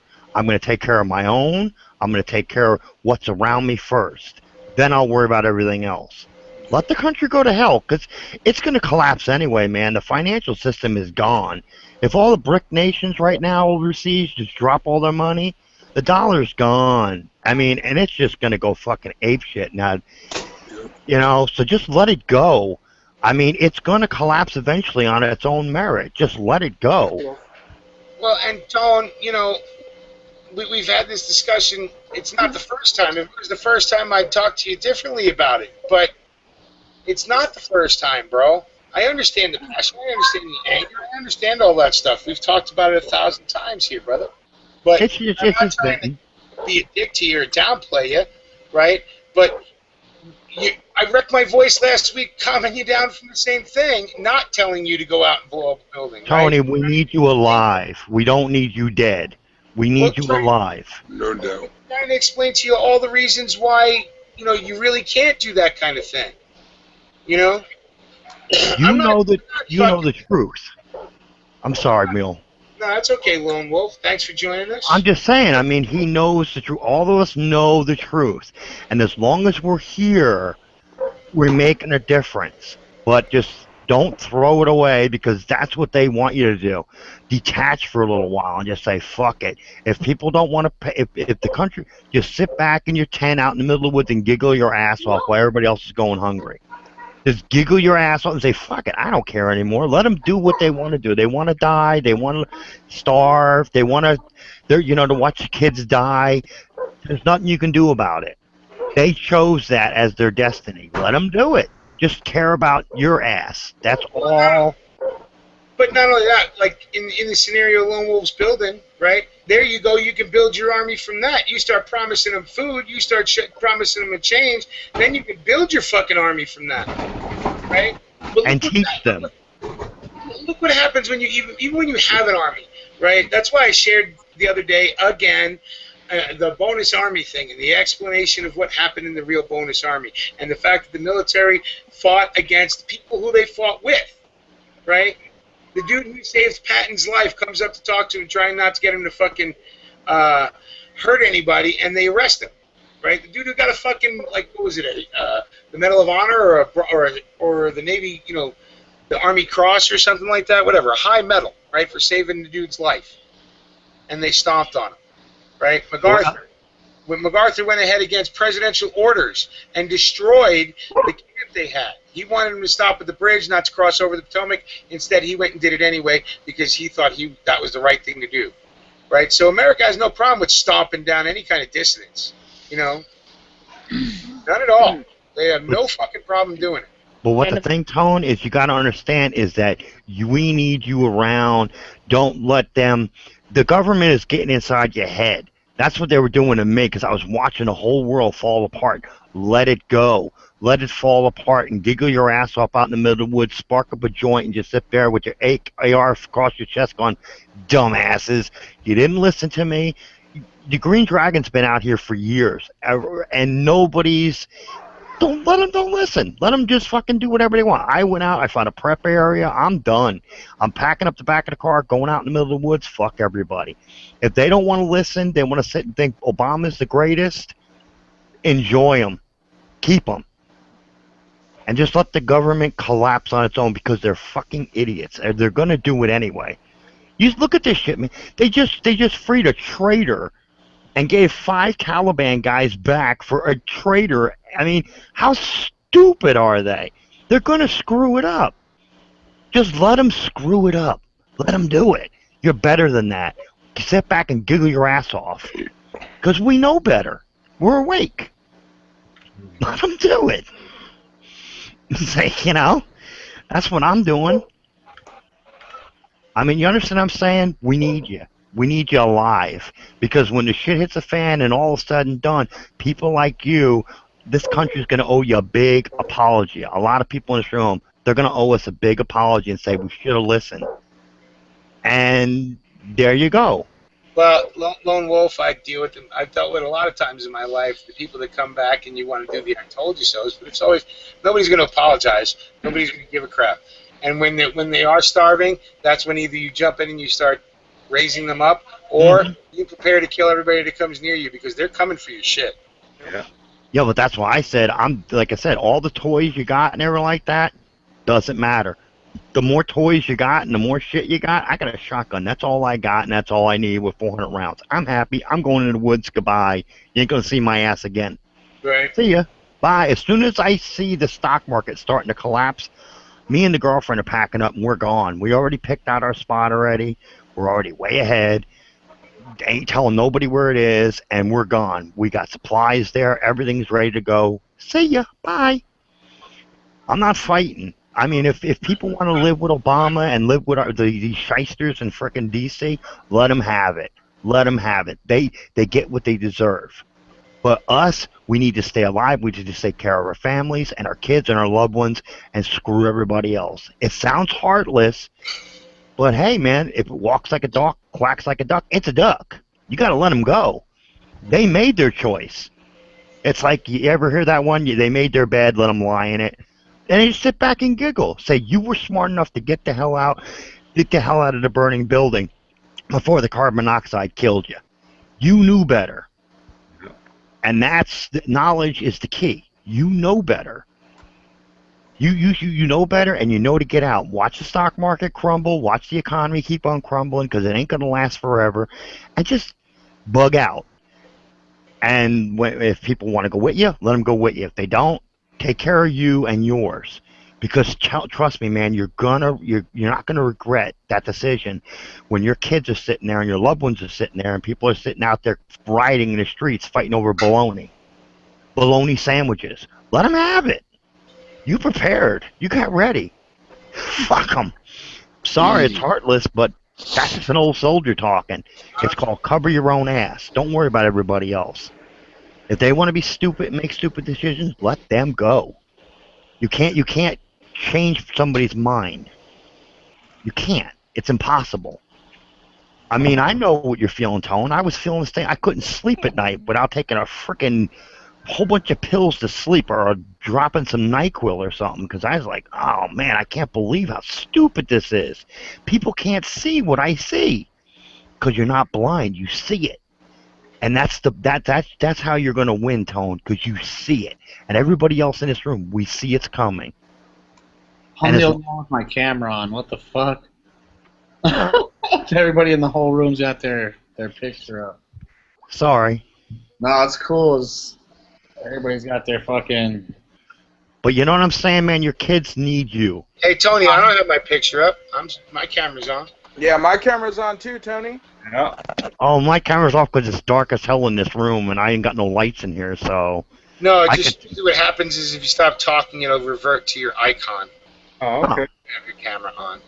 So. But you see what I'm saying, Tone? You gotta realize you can't save the world, dude. You're just one person. That's why I said in the video I did yesterday, I'm getting tired of making these fucking videos. I'm getting tired of talking to the wall. Dude, when you start taking care of your own and yourself, let them have their just desserts. If they want to be idiots and morons and zombies, hell, the military. You know what I got guys in the military right now telling me they're calling people that are on like these TV programs that say Obama's still great and everything. We call them zombies. They are the zombies. They got no brain. They're just walking around their little bubble, and it's just going to take a little bit to pop their bubble, and then they're going to fucking lose it. And you don't want to be around when these fucking normal people start losing it. That's why I said in the video I did yesterday, I'm getting tired of making What was that, Tom? That wasn't me. No, me neither. No, somebody was listening to somebody had the live one on the YouTube on his.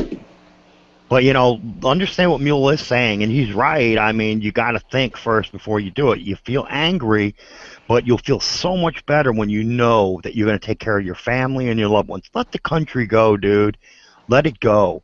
You got to learn to let go. If they wanna sit around and they want to be idiots, let them do it. No, and I'm not even going to tell you to let go. I'm going to tell you prepare. Keep preparing. That's what I mean. What you've been doing, but don't. You know, we're all smacking against that starting gate, waiting for the bugle to go, right? Mm-hmm. Waiting for the starters. Only a matter of time. Yeah. So that's what you got to do. And yeah, is it frustrating? Hell yeah. And that's why we do these. That's why, Tone, come on, how many times you can call me up anytime you need to calm down or talk it out. You know? You just got to do what I did. I disconnected. My thing is just, you know, everything fucking obviously bothers me, but when that fucking shit with the fucking dude in the rose garden, that's just, dude, that's stepping over the fucking line. Hey, I told you yesterday, Tony. I told you he praised Allah. No, I heard it. It's not only that. It's the fact that, you know, here's this. I understand all the reasons, Tone. Once that traitorous motherfucker, and once you find out this supposed soldier who, you know, they find out he walked away from the U.S. military, leaving a note saying, I'm quitting. Yeah. I'm going to find me some Taliban, right? And then you start talking to the people from his unit who continued to serve there. And you hear their stories on what went on after he left and the people who died looking for him. You know, it gets worse and worse and worse and worse. But those that don't want to hear it, just that cognitive dissonance, they don't care. Now they're throwing in people's faces going, well, I thought everybody's about the military. They saved the soldier. How come you're not praising him? He did a beautiful thing. This guy was locked. Nobody should be locked up for 5 years. Meanwhile, there's some kid being put away for fucking his life for hash in Texas, right? Don't go, DJ. Don't go, DJ. You can say your piece. I'm sorry, man. I got a big mouth. He wrote something in the side over I was giving Tony a chance to fucking say what he wants to say. You did? That's what I had to say. I'm just fucking crazy, remember? I'm just like Wooly. That's what you said. So. Well, I think we got to do a fundraiser and get you two fuckers together. Right on. Nah, we shouldn't fight amongst each other, man. It's just he was blowing off some steam, DJ. You But, even get mad too. you see, Lone, we all blow off steam, and it's just sometimes, we all understand where Tony's coming from. It's just that. Now's not the time. Well, no, it's just the constant arguing about how we need to all stand up and calling everybody out there in the world pussies, and then taking offense when somebody calls us, and we're sitting here we're doing something on the chats. We are talking about it. We're letting people know what's going on. But we are pushing the message forward. Tony being able to go to Bunkerville, right? Or if it happened here in Illinois, where I would have went, right? Or Colorado, where DJ would have went, or California, where hopefully people in California would have went. I know him in PA, so. Now Tony stepped up when it was in his area. He stepped up. He went. And that kind of decision, it's hard to then come back to civilian life again. It's hard to start it and not keep going with it, right? Yeah, I mean, I'm just saying the whole thing is you just have to. But it does get, the constant screaming that we have to do something today when you don't realize the way things really work, where it takes time. Time has to happen. Now is the time to prep. Now is the time to prep and prepare. Now is the time to say, fuck it, just let the people, if they want to go and they want to kill themselves and they want to suck Obama's ass forever, let them do it. Sit out in the woods. But you can't. You can't leave all the sleeping people out there asleep, right? That's why we're here. That's why you guys are here. To try to wake people up. And you're doing it. There's like 60 people in the room. I mean, that's pretty darn good. I mean, it's getting better. There's more people realizing the bullshit going on. I like to think so. But when we start talking about what we're going to do, well, I laid out that plan. And it's, here, Michigan Prepper just said six seconds ago. Somebody has to be willing to take the first hit. Yeah, true, I'm going to do a quick shout out to the room. Tommy Boy 9, Michigan Prepper 517, Penny Arid, Joel's Quantum Heart Logic. The political port just got called a domestic terrorist on Twitter. Lucky you. Danny and Linda. Let's see. Optimus Android. Commerce Sue. Jason Blumfeld. What's up, Jason? Truth Seeker. Third Op. Spirit Seed. That sounds like the name of a band. Mr. X-Men Rules. Right? Green Dragon. Third Op's telling jokes in the bar, trying to distract everybody from us. Jay Watts out there, Crochet Forge. Lone Wolf, you were out there. Let's see, French Snipers is out there. Tony's fuming, but out there. Ronnie Brown. Well, no, dude, believe me, and here's the thing. Imagine some of us who've been awake for years. We've been screaming, why didn't this start it off? Why didn't that start it off? Well, that's what I'm saying. It's all the waiting game. It's for any battle, anybody who's been in the military like myself knows you wait for the opportune moment, and it's the opportune moment to strike. You don't sit around and say, well, they got the fortifications up and they're ready to kill us. I'm not going in right now. I'll wait a little while and hit them some artillery for a little while and knock them down a little bit. Well, we ain't got... No, we don't. We're not the Boy Scouts. I know. But what I'm saying is the best thing you can do is just wait. It sucks to do it. I know. But like me, I went out, got a tent. I got everything. I'm heading out. I'm gone. I mean, and I'll come back when the shooting starts, because all the people that ain't woken up, it's going to be a shock to them when they realize they've been fucked for 100 years, and they don't realize that, oh shit, the IRS is fucked. It's not legal. This is not legal. That's not legal. They're pushing the envelope because they want to piss people like Tony off. Well, I agree with Tony. If you don't realize these things now, you're never going to realize them because you've been completely brainwashed. And, those of us that like to fist fight know that the person who throws the first punch usually wins. And so there's something to be said for offensive, But the fuck if I'm going to talk about any of that shit on a fucking Google chat. And that's where we tell Tony to shut the fuck up. And that's the real of it. So, he wants to talk on the internet, let him talk on the internet. He's venting. But the real of it is you don't talk on the internet. And I agree with Rebel as well. You think that after everything starts and there's chaos, you think they're not going to be crying for more government? Exactly. You think they're just going to say, "Oh, you know what? Now I realize how messed up it is. Everyone's shooting each other." They'll no, be they're going to cry begging. for more and more government. It's fucking bigger than that. What nobody fucking ever says is, if this shit fires up, you're going to have these fucking elitists funding both sides. Yep. And you don't think they're going to get their little fucking puppets already fucking in office? And then when it's all said and done, what's to say it ain't fucking worse than where we're at right now? You've got to get those motherfuckers that are pulling the strings. That's right. And that's where it's got to be a world fucking effort. I've said it and said it and said it, and I'm sick of fucking saying it. Nobody You're right, TJ. Cut off the gets it. money. Cut off the money. Once you cut off the money, like I said, a lot of these NSA guys and stuff like that, once they ain't getting paid anymore, they're not going to stand up for these 1%ers. They're not going to protect them. They're going to walk away. There ain't nothing in it for them anymore. And you're right. It isn't the puppets. Like, you can't do nothing at D.C. or because they're just, it's like an empty shell down there because there's really nobody there. Even if they are, they got no brains. They're just being controlled by the 1% that are really running this country. This country is an oligarchy. They're doing what the fucking name on the check they get. Whatever that fucking tells them to do, they're fucking just, oh, okay, whatever.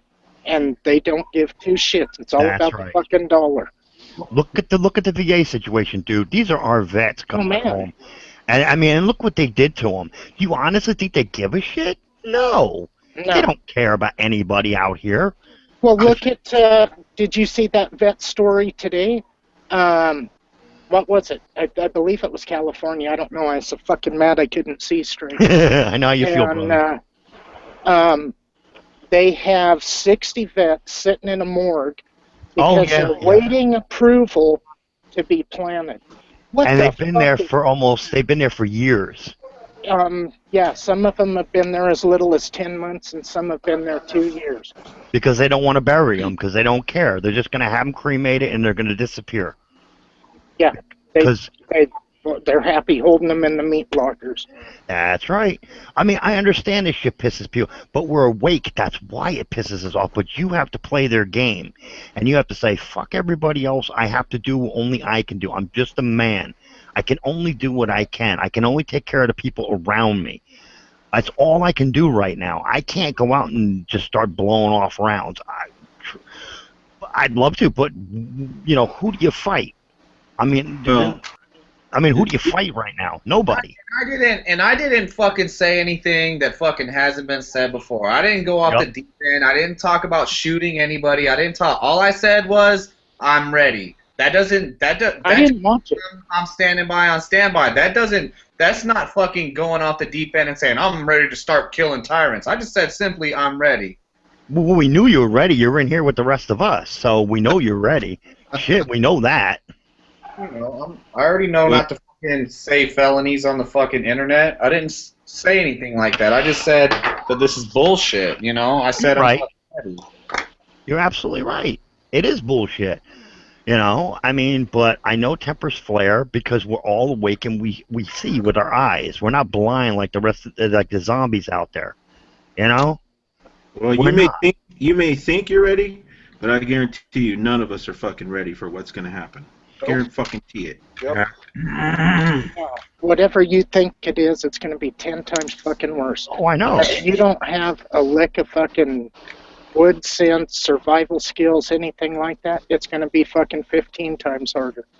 Well, and not only that, the only people that do have any kind of sense of it are those that who have seen the elephant, right? That's why they're doing their best to destroy the vets, because they're not going to let a bonus army show up again, right? Because they know this time, those soldiers do learn from the past. It is drilled into their heads. So that's why they've been attacking the vets every way they can, including, giving them shit care and cutting off their money and all this kind of crap. They want them to die because they're going to be training the people that are left behind. and they're going to be organizing, and it's a threat to the 1% and the government. It's a threat to them. That's why they're trying to take our guns. And did you hear that, Mule, about it just got released in the Obama memo that they were going to use drones on Bunkerville. They were going to, but they backed.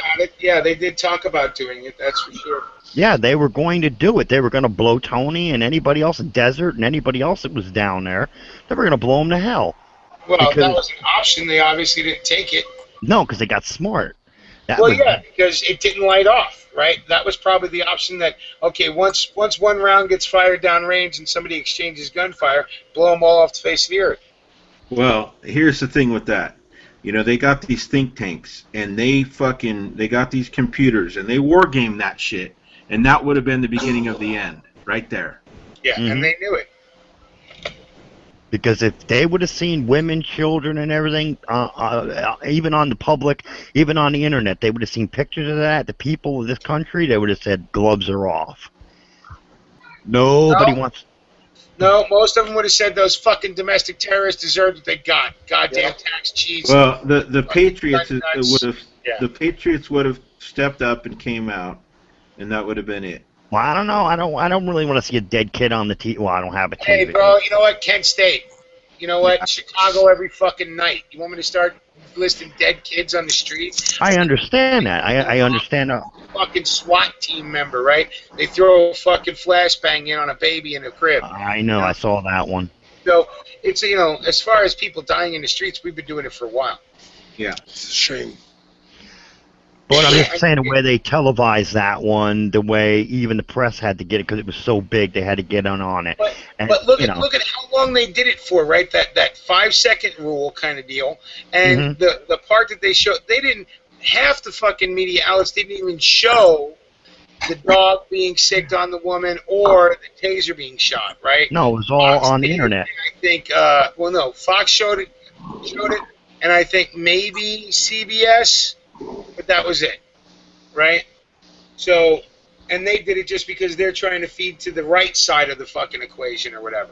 You know, not for any real reason of, you know, worrying about tyranny, but they knew that would get them views and that would get their advertisers to sell their fucking soapbox.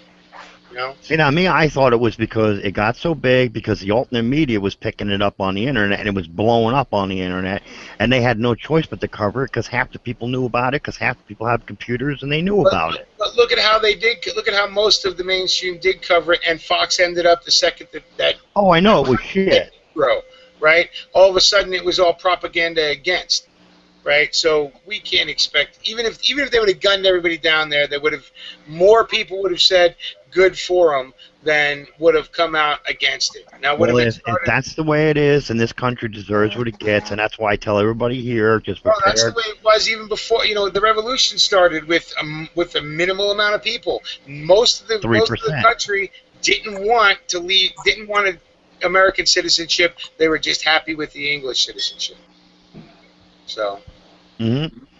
But like I said, it was only the 3%, but they got together and they knew it was going on. The information was out there, and they had it a lot harder than we did because they didn't have the internet. They had to go by paper and horse. I don't know. In some ways, they had it easier, right? It was easier to control. The only thing they could give you up was a rat, not yourself talking to somebody. You know? I mean, not driving your car, not walking around with a cell phone in your pocket, not turning on the internet to check your email, right? Because that shit's all going to hang you out there to fucking dry. Oh, yeah. Right? I mean, they're watching now. You're going to have to go back to the passing pieces of paper back and forth to people. Right? You're going to have to go to the crime syndicate. You whisper in people's ear. Right? Oh, yeah, definitely. Yeah, we're going to leave the spot open if anybody wants to jump in. We want HDP to jump back in and set some of them. Oh, he ain't coming back into this train wreck. I hope he is, because he's the only one that that's recently seen the elephant. He's been over in the desert. He's seen it, right? Now, I don't know what he did over there, right? But it's more than I did. And that's the kind of input we need when we talk about how none of us has a clue right? You can see video of it, you can read history books about it, but none of us has the real life proof of what it feels like to have brains splattered on your face. Well, Saying? I've been saying this for a long time because we've been doing the Dragon for a long time. That I think we should switch gears. I mean, it's fine to cover the latest bullshit, but really at this point we need to inform as many patriots as possible on what is needed, tactics. Be informational, educational more than a therapy session. I mean, that's just my take. Don't mean shit. I'm just saying. But the best thing I can tell everybody is just prep, start stockpiling, prep. That's too general. We're way beyond that. Anybody with a half a fucking brain knows that. I'm talking about. We need to have an IED chat. Yeah, we've had those. Might need another one, right? Or just people who have the information, squad tactics, right? If you're going to build your own little militia, how do you do that shit? How do you start it out? Not just getting the people together, but getting those 4 people to be able to train and practical applications of it. There you go. Right? I'm cool with that. I don't give a shit, and that's why it's named the Green Dragon, because I don't give a shit. I already know if they want me, I'm fucked. And I know I'm so fucking minuscule, they don't want me. They don't care. I'm a fly on their pile of shit. Just another one. Well, they're gonna get Tony first because they're right down the street from him. Andy's already knocked on their door and said, "Hey, buddy, what you doing?" You know my name already? Well, here it is, bastard. And they know he hasn't had a piece of ass in a while, so he's gonna be frisky. I got a Marine chick that I've been messing with. Yeah. She finally made it over? Oh no, she's been coming over. She won't leave me alone. Ooh. But yeah, I ain't fucking. I don't know. Dude, I'm focused, bro. I'm fucking focused. You know what I mean? Well, that's what I mean, Tony. I mean, you were out there and you realized your weaknesses on what your kit and your gear and how things really were. I mean, and you're working on that, and that's what I'm saying. We need to turn people on to, hey, this is what's necessary, This is what it's going to take to be out in the woods or the desert, or, this is what it's going to take for a gunfight, or whatever the case may be. Knowledge is power, and, I'm not trying to wake anybody up. I want people who are awake and know that it's going to go bad to have every available piece of knowledge that we can give them so that they can be ready and prepared. That's a way better use of our time than just bitching about, can you believe how dumb Obama is? And, fucking, if we make it to 2016, Hillary will be our next president, and we'll still be having these same fucking conversations. So, it's time to I'll tell you what, if this motherfucker ain't lit off before the 2016 election, I'm shutting the Dragon down. I'm giving up, and I'm fucking done. That's the way I got it. I said, fucking, I'm bugging out. I was like, I'm done. I'm not shitting. I mean, if something hasn't changed between now and 2016, I will have lost the bet with, I think, Warrior. Right? So, and that would be bad. I hate bets. But also, I'm done. My kids will be then out of high school, and I'm done. I'm just giving up. I'm fucking gonna go try and homestead somewhere and say fuck all of y'all. Not y'all in particular, but the fucking country in general. Well. Okay, guys, I'm heading out of here. Have a good night. All right, Chris. Interesting chat tonight, that's for sure. Yeah, buddy. It always is.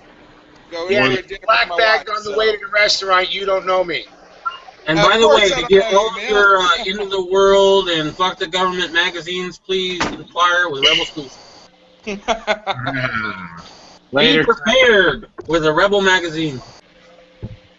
All right, gentlemen, I'll be watching still, but I'm getting off. Later, bro. Later. Order now, and maybe you'll receive it by 2016. But I didn't mean to piss anybody off in here. I'm just saying. No, dude, we don't get pissed. We just get fucking spirited. Well, it's just one thing I learned. I went over there to America Warning, and I kind of understood where they were coming from, where Dave Robertson was coming from, and he said that a lot of people are not as awake as we are. And where'd Tony go? And a lot of people are not as awake as we are, so you have to start slow. Like I said, with prepping, a lot of people don't even know to do that. Yeah, well, If they're watching right now, I mean, I know we are, but the people in the audience ain't. They don't know. The American Warning is a PC chat. They have a totally different watcher base. I understand. We are the advanced chat. Okay, they're like elementary school. It's like, hey, listen, people, this is what's going on in the world. Yada yada, explaining the Constitution. We are, graduate school. Okay, right. Go ahead, Reb. Sorry. No, I was just going to say, so it's a different deal.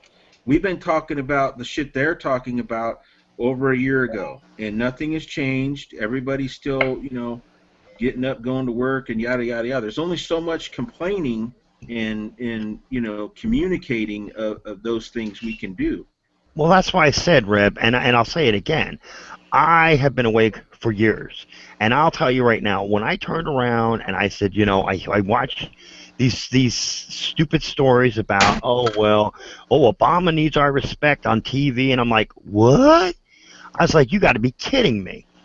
I was like, so I just said, fuck it, if the country's going to go and they're going to keep on being zombies, all you can do is cover your own ass. That's all I'm saying.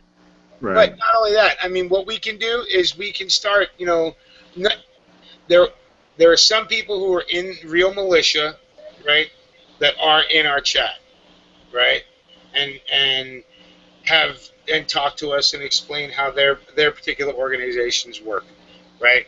But the future of what's going to happen to our country is going to depend upon us. So if we can help disseminate good information about what's going on current, and also talk about, not basic preps. We're way beyond the, dude, you should have 3 weeks worth of food in your cupboard, right?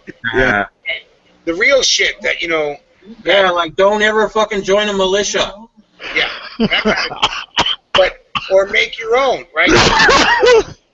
Keep it small cells, maybe link up with bigger ones. Yeah, and don't call it a militia, though. I mean, if you're going to make your own, don't call it a militia. That's just opening yourself up. Call it your zombie squad or something, right? And that's where I tried to hook people in, and I've gotten a lot of people interested in guns over to zombie craze, right? Mm-hmm. Zombie bullets, zombie guns, green machetes, you name it, all that zombie shit. The training's all the same, right? But you're just calling yourself, where's my hat? Part of my zombie response team, right here. There it is. Cleaver falls down, right? Part of the zombie response team, right? And that's what me and my 3 friends call ourselves when we're goofing around, right, at the range. So, the zombies are walking on the street right now, so a lot of them are. Oh yeah, and there's no such thing as a dumb question, and we're not beating up on you for saying, oh, well, people need to, know the elementary stuff. Yeah, well, go over to that other chat you mentioned, because that's where they're still talking about the elementary stuff. We want to enlighten people to the point where, we're talking to, our peers here. We know what's happening. Mm-hmm. How do we prepare ourselves, our families, our communities for what's about to kick off? Right? Well, I'm just saying, my theory is to cover your own ass. It's better off at least you're alive and you're not dead. Well, I would have agreed with you before the Bundy thing, but the Bundy thing has changed my perspective from talking with people who were there. Oh, no, I'm saying, no, something like that you would get into because there's people there that are on the same page as you. But if people ain't on the same page as you and you know what's going on, you're going to be pretty stupid to hang around these bunch of zombies walking around still believing Obama is a savior. Well, not me. See ya, bye. I mean, if you want to, you made your bed, lie in it. I mean, I'm leaving. I'm done. I mean, I'm going to live to see tomorrow. You want to believe Obama is Jesus Christ incarnate? Have fun with that. Bye. See ya. When he takes your ass to the bank and, I don't want to hear it. I don't even think it's about him anymore. It's so blatant. That it's the whole government. He's totally incompetent. But, I mean, think about this. It's going to get so bad that maybe the people will be like, well, maybe we do need our first woman president. She's already been in the White House. Maybe she can save us, because that's the real is most people are thinking, well, they'll save us. Somebody else will step up and take care of this. Well, no, they're not. No. Don't rely on other people. Yeah. It's a waste of time. You can only rely on yourself. Exactly. But too late for that, man. That's not the way this culture thinks anymore. The individual rugged American is gone in the eyes of the culture. Not in this room. It is. No, for sure not in this room. But in this room we realize it, right? We talk about the coarsening of the culture, the destruction of the family, all the things that led up to where we were at. But I think most of these guys are right, where we need to start being a little more discussing proactive shit, because you know what? I need to learn lessons. I was never in the military, right? So I'm not somebody who either needs to be untrained or whatever, and I don't have the knowledge already. So talking about it is the stuff that I know. Can I tell you a little secret? I was in the military for almost 10 years, okay? And you know what lesson I learned in the military? Keep your ass down and keep firing towards the enemy. Don't, just, in other words, cover your own ass. That's what a soldier wants to do. Get out of a bad situation. I'm not a soldier. I'm a militia, right? So my thoughts are different, right? My reasons for fighting. Now that's why I'd like to hook up with more, because seriously, we set the world on fire doing exactly what we need to do here, right? Wake up the people and start insurgencies, at least in my eyes, right? Freedom in my eyes, right? And that's what I think needs to get done. And you're not going to get soldiers are great because they can train civilians to at least act as good decent militia, and that's what I think we need. I think people that want to call themselves militia should be the cadre of the teachers, not every swinging dick that wants to call themselves that. No, we're talking about the militia has been there for all this time. Those are the teachers. Those are the ones that are going to go out and train the hundreds and thousands. That's what they are. Yeah, but here's the other thing too. Sometimes it translates, your military experience into, a survival situation, and sometimes it doesn't. There's a lot of military folks that don't have a clue, and there's a lot of them on YouTube. And the tactics, when you're, when you have an unlimited budget and they're putting you in theater and you have resupply, it's a different mindset than what we're talking about here. A total collapse of the system. Oh, and I know what you have on you is what you have. There is going to be no supply drop. I understand where you're coming from.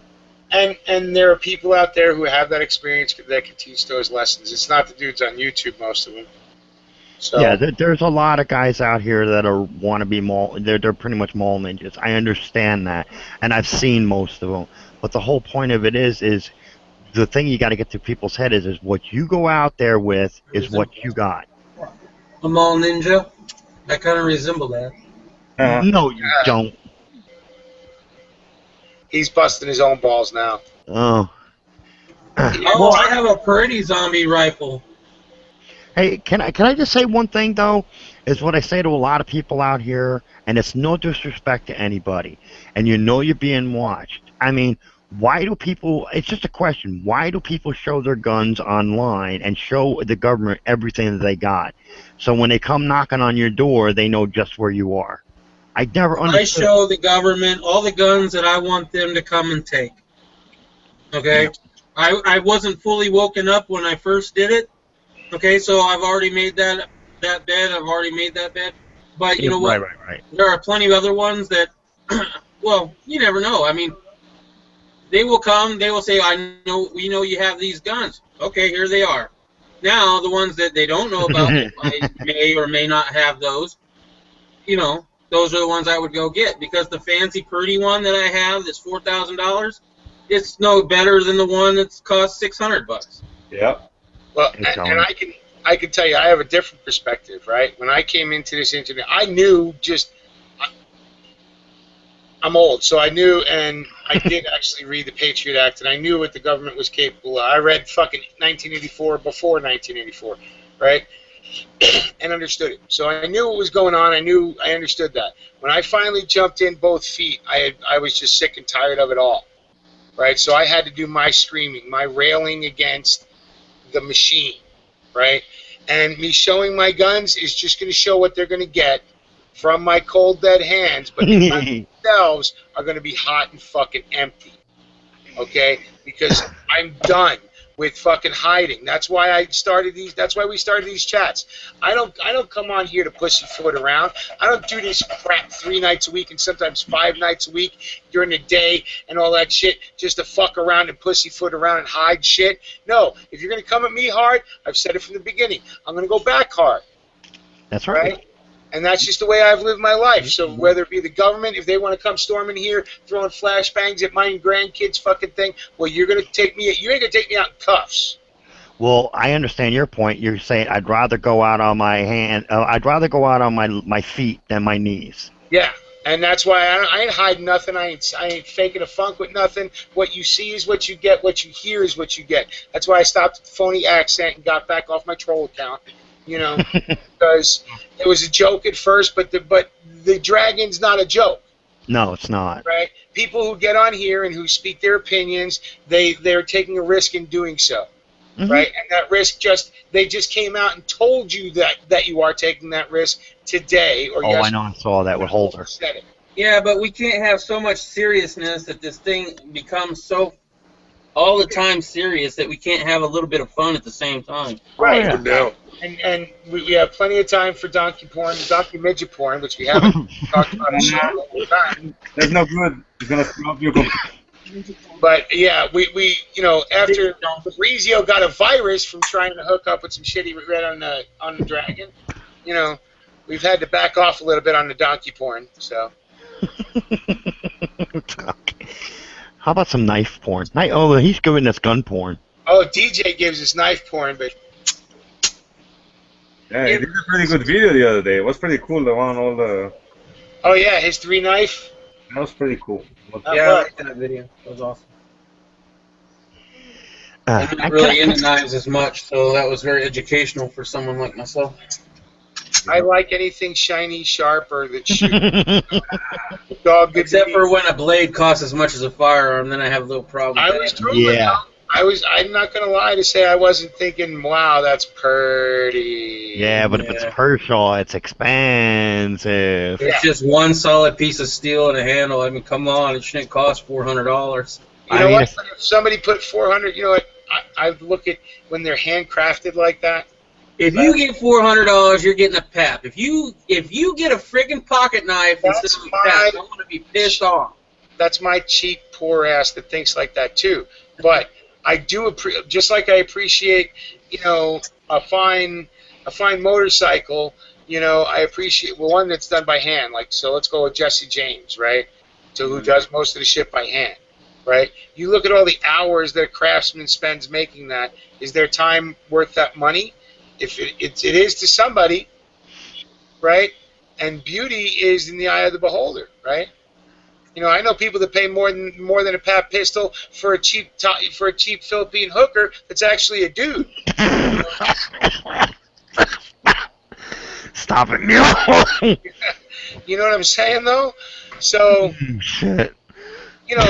I see the beauty in the blade, and if the craftsmanship shows, then yeah, is it worth what the man's asking for? That's up to the individual buying it. Yeah, I would just take that as a collector's item, though. I wouldn't really use it unless I had to. Like me, I'm into swords in the worst way. I mean, I got my samurais, and I got all carbon steel, the whole 9 yards. But that's the way I look at it, is when the ammo runs out, hey, it's going to melee weapons. I got a backup. I got my folded. It's like folded 6,000 times. A good straight knife is definitely necessary, very very necessary.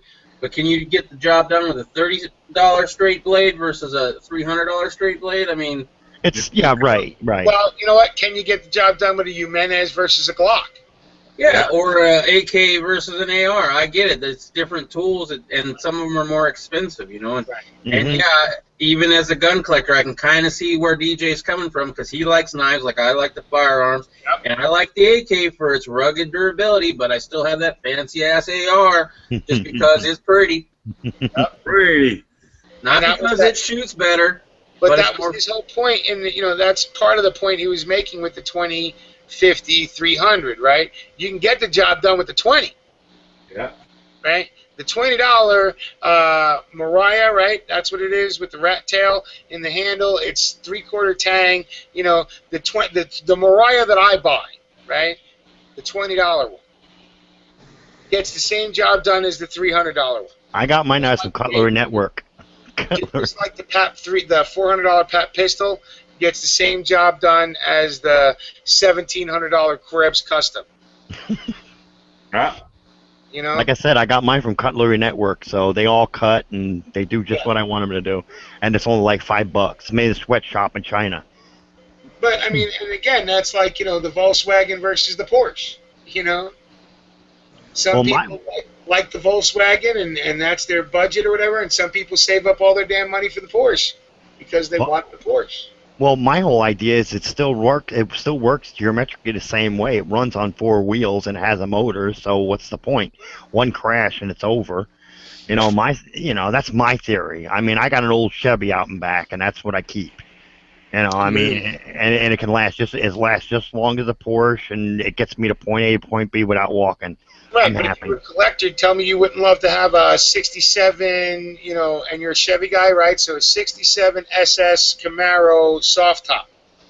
Stingrays. Only in my dream. No, I won't. You know what? Corvette is the joke of the automatic of the. Oh yeah, I know. Too light. Way too light. Don't even get me. Me and my kid got into a big argument over that. Too much torque. Too much. That's the only Chevy. Well, that and the '57 is the only Chevys I'd ever want. Well, then you don't understand American muscle, but that's okay. No, I like American Muscle. I just like it in a different company. Oh, don't tell me you're a Mopar man. And yeah, I could talk muscle all night. I love American Muscle. Yeah. And I love them all. I'm not even choosy there. I love all American Muscle as far as that's concerned. Give me a car I actually bought was a 65.5 Mustang that I wrecked. I almost had a '67 SS Camaro once. I mean, me, I'd be too afraid to drive it. 89, and I wrecked it. See, that's what I'm talking about. I'd be too afraid to drive it. I'd like, I like my old Monte Carlo. I'm happy. The girlfriend can smash the all she wants. It's okay as long as the motor still runs. First muscle car I ever owned, a fucking 17-year-old and her daddy Escalade came and smashed it all up. Yeah, I've had some that are now considered. I didn't even have the chance to smash it around the pole. I was hoping to do that. At least that would have been my own fault. That's what my father always said. It isn't you, son, I'm worried about on the road. It's the other guy I'm worried about. That's what it's not you, son. Another guy. Right, this was a 17-year-old on her phone. Inspiration. When it came to driving, my favorite movie was Bullet, and I considered it an inspiration to me. And then, of course, The French Connection, because I could actually drive on some of those streets. So. Nah, I want Gumball Rally. Gumball Rally. Right, I was a chase scene guy, but yeah, and American Muscle. But yeah, my like I said, sorry. Go ahead, Lou. I talk too much, really. No. I was just saying, I'm on a fixed income, so I'm on disability, Social Security disability, permanent. Well, I thought it was permanent, but since I got on here, starting to chat and everything, now they're trying to take it away from me. I was like, get this, I've only got 17% of my heart, I got 5 stents in my chest, a pacemaker defibrillator, I got arthritis all over my body, I suffer from PTSD from the Gulf War, I got all this shit wrong with me, and they're trying to say that I'm no longer disabled. I was like, huh? I said, boy, you NSA must be watching me good on here, because, because Social Security is going to collapse anyway, so it's only a matter of time. Get it while you can. Yeah. Like I said, I mean, the way what happened was Bill Clinton. That's why Bill Clinton, at the end of his term, had $2 trillion in a reserve, because he turned around, he took all the money out of the trust fund and put T bills in there, and now they're not worth shit. So the government can't redeem them. So screw the workers. Who cares? And I paid for that my whole life, and I suffered 5 heart attacks. Yes, I've had 5, and I've been dead 3 times. Legally dead 3 times. I have the paperwork to prove it, and I'll put it up on the screen. They had to You're good. I mean, they had to give me 380 joules. I got a 10 10-inch times. cock. I'll put that on the screen. Don't worry. Oh. I'm sorry. I've been appropriate. I'll mute myself. No, you're not inappropriate. You're being a person. You're being an individual. God bless you. At least you're not being a fucking zombie. But that's okay. Yeah, I mean, well, that'll be the end of this video, because it won't be on any, they'll flag it in a heartbeat. Oh, you'd be surprised what they allow on YouTube nowadays. Yeah. But yeah, they're trying to nail me. They want my records from my last stress test, and I just had a stress test a couple weeks ago, and this guy's fighting me to get the paperwork, and I'm like, dude, I thought I was on. That's what it says on my piece of paper from Social Security. A judge gave it to me. I'm on permanent disability. Well, there's no such thing as permanent anymore. I'm just like, then why call it permanent? It's because they don't like that. Because if you guys ever seen me, follow me around, I talk my mind on here. I get up and say what I got to say, and if the government doesn't like it, that's tough shit. Kick me off and let me die. I take 22 pills a day. Go ahead. Kill me. Because that's a death panel right there. Because I do. I take 22 pills daily just to stay alive. But I'm still ready to fight. I'm trying. I mean, I'm trying. If I had to protect my home, I will. I might be doing it with a cane and a shotgun in one hand, but hey, I'm going to try. I'm not going to give up. Like I said, I'd rather go out, on my hands than, I'd rather go out on my feet than my knees. Yeah, going out swinging. Yep. That's what I'm going to do. I'm loading up on the ammo, and, Midway has got, like, Remington's double odd buck on sale for 25 for $15. Ooh, pretty good. That's a good price. Yeah, I just got 100 rounds, and it'll cost me $65. 100 rounds, $65 for double odd buck Remy's. That's good. I've been getting the mill surplus shit. That's what I got too, but it's too expensive. They're like $1 a round. All it is Winchester. It's just wood green, Yeah. But I mean, I did it because I have the side saddle and I had the speed feed on my Mossberg 590A1. And if you're walking through the woods, you can't see that gun now because it's all black and there's no brass on it because it's got the shells on top. The brass is covered over. It's anodized or something, so you can't see it. And I don't want to be seen. I got my Kevlar vest. I got my Kevlar helmet. I've even gone down and got my Kevlar knee pads just in case I try to blow my knees out. I don't know what I'm going to do. I probably won't even be able to get dressed in time with the arthritis all over me. I don't mean to be a dick, but you just told us you're on 22 pills a day. That's the real thing that you're going to need. That Kevlar and all that other shit ain't going to help you if you don't have your medicine. Well, I just want to make sure that my family's taken care of in the house. That's all. I mean, I'm not worried about myself. I mean, my life's pretty much over and done with already. I mean, I'm on limited time, so, I mean, they already told me that one doctor, my doctor's trying to get me to go to a nursing home already, and I'm only 43 years old. He's trying to get me to go. I was like, no, I ain't going to no nursing home. What are you, crazy? I said, kiss my ass. I said, because I don't think I can get laid. I don't think my girlfriend can screw me in a nursing home, so I'm staying home. Kiss my ass, assholes. I was like, I'm a happy guy, and I can still do that, and I don't need Viagra either, so screw that shit. But, that's what you have to do in this world, have an upbeat, personality, and just let shit roll off. Because, like Tony, he keeps it in, and guess why I want it in? Because I want to try to calm down and say, dude, I'm not saying you're crazy or anything, just saying, just be careful what you say on here, because they're watching everything we do, and, I mean, I don't care. Tony just, he needs some good pussy. That's what he needs. That's what he, really. I mean, he's thinking with the wrong head. He needs to start thinking with the upper head, and say, It's kind of funny, okay, speaking about that. Being it looks like Tony's about to, having some phone sex there on the internet, he's about to rub one out.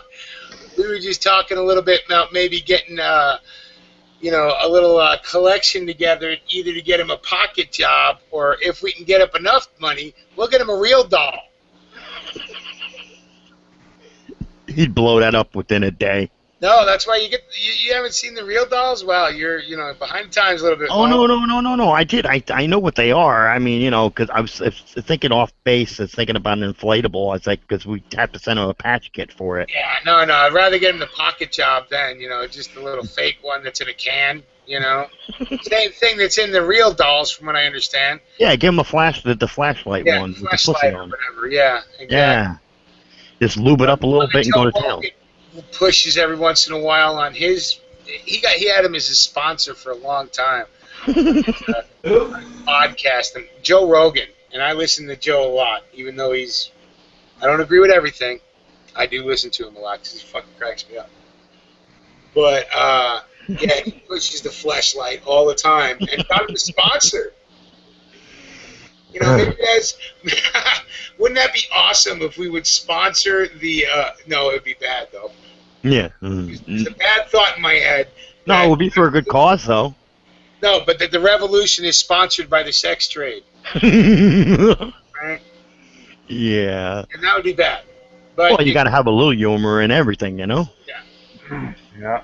I mean, it is a good product. It's got 5 stars from everybody I heard. You know what? Okay. Hey, I mean, I'm sorry. I read the reviews on those things. The girlfriend wants me to try everything. So, hey, I ain't got one, of course, but Hey, lucky you, a girlfriend and 5 heart attacks. So you're doing well. I the last time I mean, yes, there is life after death. Just so people don't, I don't believe in it. Yeah, well, you go tell the doctors down here at Mercy Hospital what happened when they were up in my room asking me what I saw, and I said, well, I got the frick out of my body. And I remember walking around. I was walking out of the room, and just put it this way, they knocked me out before I went in the room. So there's no way I knew what the operating room looked like. I told him about the green tiles. I told him about the observation deck.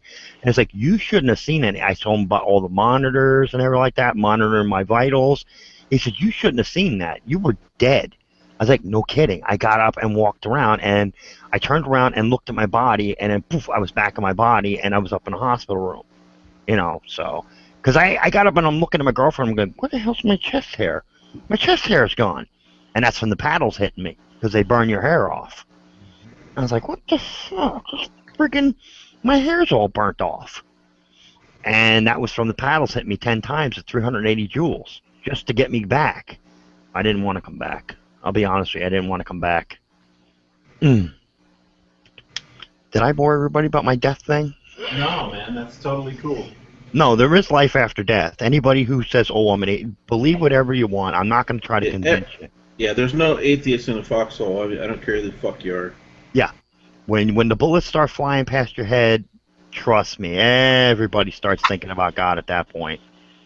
Yeah. Well, started hoping. That's for damn sure. If you ain't clued in yet, you clue in real fast. And if you are an atheist in a foxhole, sorry for you. Yeah. Then we're going to send your ass out, the first one, to go clear some landmines or something. Bye. So then what do you want us to do with you? If there's nothing, right? Your body's nothing. You don't have a soul. You don't have anything. So now you've become nothing. What are we supposed? Now you're a pain in the ass. Now I got to do something with this fucking empty shell. Well, the whole point about it is even Albert Einstein realized there was life after death, because he said that there's energy inside our bodies that it's not electricity. They don't know what it is, and basically it's your life force, and that is what escapes your body. Because even Einstein said energy never deteriorates; it stays a constant. It just transforms into something else. I like to call it the soul. No, well, that's what I'm saying. It is the soul, but I didn't want to get too hokey on everybody out here. Oh, don't worry about it. We talk. But the whole point of the issue is yeah, I mean, there is life after death. I've seen it. I've seen it twice now, and I've seen the same thing over and over again, because they life flighted me twice because I was that bad, And I got, and then they kept on putting stents in my chest, and I got 5 of them in there. I don't drive anymore. They took away my license, but if the shit hits the fan, I guess we can throw it out the window. I'll be driving again. I was like, fuck you, I'm leaving. Bye. I know where all the back roads are around here, so I know just how to get to my spot. And I'm like, see ya. I don't worry about, what you're talking about is shit hitting the fan. If that happens, there's no game's off. Oh, I know. That's what I'm saying. I mean, then what do you think? A cop's going to pull me over now because my plates ain't straight? I don't give a shit. Yeah, they're going to have way too much to worry about taking care of their own families if shit goes sideways too far. Well, see, that's what I'm saying. I mean, if the shit does go, there's going to be a lot of these cops that are going to just say, fuck this, it ain't worth it, and I'm going to go and take care of my family. Because only the ones, the G.I. Joes, the cops that wanted to be in the military couldn't get in because they couldn't pass the ASVAB because they were so stupid. Those are the guys that are going to be sitting on the front line going, oh, I'm going to fight, all popped up on SSRIs, those are the nut jobs you're going to have to worry about. But I don't think there's going to be as many. And our military, if these guys ain't watching the military what's going on, that they're getting fucked over hand over foot, and they don't see what's going on, then they're pretty, The military sees what's going on, and they're purging the military, so that's why. Yep. They're getting ready for something because they just wiped out half the military, finding charges that they've either known about for years or ones that they've trumped up on people. Oh, yeah, all these generals and stuff like that? Yeah, it ain't going to make much of a difference because these generals are going to be like, everybody's going to know that they're freaking whitewashed through the government. But think how they're going to do it. They're going to do it when they send, whether it be in, Asia or up in Eastern Europe, wherever they're going to send all our boys over there, start a new war, right? Send all our boys over there, and then they're going to stomp on us. And they're going to make us feel pain. And we just, as a country, haven't felt enough pain yet. We're still getting bread. We're still getting circuses. That's right. And we're still getting to go to the movie matinees. As long as that's happening, that you're not that people aren't hurting enough, you ain't gonna get the kind of backlash you see everywhere else in the world. Well, I mean, because that's what I was trying to tell Tony, but you already know the same thing. I'm an old guy, and I'm just gonna tell it the way it is. I mean, right now, everybody's got their bread, their milk, and everything like that. It hasn't hit, but I say when the economy crashes and the dollar ain't shit no more, that's when it's gonna go off the deep end because all these people who haven't prepared are gonna lose it. Like we just had, Hurricane Sandy hit a couple of years ago. And I had all these people pissed at me because they're in the store in Dollar General trying to buy batteries and there was none. And I just looked at them like laughing, like, I already got mine. I got 10 cases sitting in my house. Well, you're prepared. I'm like, yeah, you're not, dummy. I said, because it's better to have it's better to be prepared than be sorry. That's my theory now. It's just better to have it. I don't care what you think. Oh, well, a thing of toothpaste. You might as well have it. You never know. But these people were going crazy. They were, like, throwing stuff, going ballistic, looking for batteries. And I'm like, I got a whole fucking case at home. It's like, I don't give a shit. I was in there looking for chocolate milk and chocolate. I didn't give a shit. I mean, I don't mean to sound smug or anything like that. It's just that you reap what you sow. If you don't want to, you step up and listen and see for yourself, just watching the news what's going on, that these idiots are running our country. I mean, if you can't see that by now, then you made your bed, lie in it. I mean, I got a 42-inch TV over there. You know where it is? It's over there unplugged, and it's turned towards the wall. I don't even watch it. I'm on the computer all the time. My kid's actually playing some game. Well, that's all we do is watch movies or play games on it as a family. Yeah, as long as they're not watching the corporate media, they're good to go. They're not their brains ain't gonna melt inside their head. Well, they have another problem for that not happening. Me as a father, so. Mm-hmm. And that's where all this stems from, Even the problems stem from our parents trying to do better for us, so accepting more onerous regulations and laws, thinking they were being fair, meanwhile fucking us over and playing into the hand of the oligarchy that never went away, right? All the revolutions in the goddamn world, chopping people's heads off, they never really go away. They just change players. No, I mean, it's human nature for the greed to be running rampant around the world. It's like there's $1 million in a room and you're the guard and there's nobody else around to see you and you just skimming off the top every night you go into work. It's just human nature to have greed. Anybody put in that position, I mean, I'm not giving them a card on this one. I'm just saying everybody has the right, not right, but everybody gives into the temptation. These people gave into temptation so many years that it's nothing to them anymore. It's like a way of life to them. But that's not, everybody giving in to temptation is not true, okay? Because like I've explained a few times on the Dragon, at least for me, right, I lived giving in to temptation. I was fucking pan. It didn't matter, right? Every drink, everything tasted good except gin, right? But every drug, whatever, was fine. I would do anything to whatever lustful pleasure I had. I didn't give a shit. I was Baracus, right? And when I had my first child and I understood, even the spiritual side of me, it all woke up when I had my first kid. I was awake in many ways before that, but I just didn't give a fuck. Okay, maybe I should put this a better way. These people have a mental problem, like they're money junkies. We're not. We have brains, and that's what you're trying to say. Sense of honor. It's more than just brains. It's more than just intelligence, because there's plenty of greedy, fucking intelligent people, right? But it is a sense of your humanity, a sense of some sort of higher power, or whatever you want to call it, right? Right. You have an empathetic sense to you, right? Now, whether I got mine through ecstasy or it was awakened with my child, I'm not going to I give it credit to my kid. And it doesn't matter where it came from, as long as you have it. That's all that matters. But without that, it's done. Yeah, that's irrelevant. As long as you pulled yourself out and said, "Hey, man, I can't do this shit anymore. I got kids. I can't do this anymore." Yeah. What's that, HDP? Welcome back. Hey, Desert. You're muted, Desert. He knows. His crickets are anticipating. No crickets tonight. You found what's wrong with Mule? What's wrong with Gin? I heard you comment on that. I hate gin. Oh yeah. I really don't. I can do ouzo, you name it, just about anything else. Sake, I can do. Gin, just for some reason, tastes like rubbing alcohol. Yeah. Quick and easy. So nobody's in Black Bag yet, or is Rebel gone? Did he get Black Bag? No. You're right, Sting.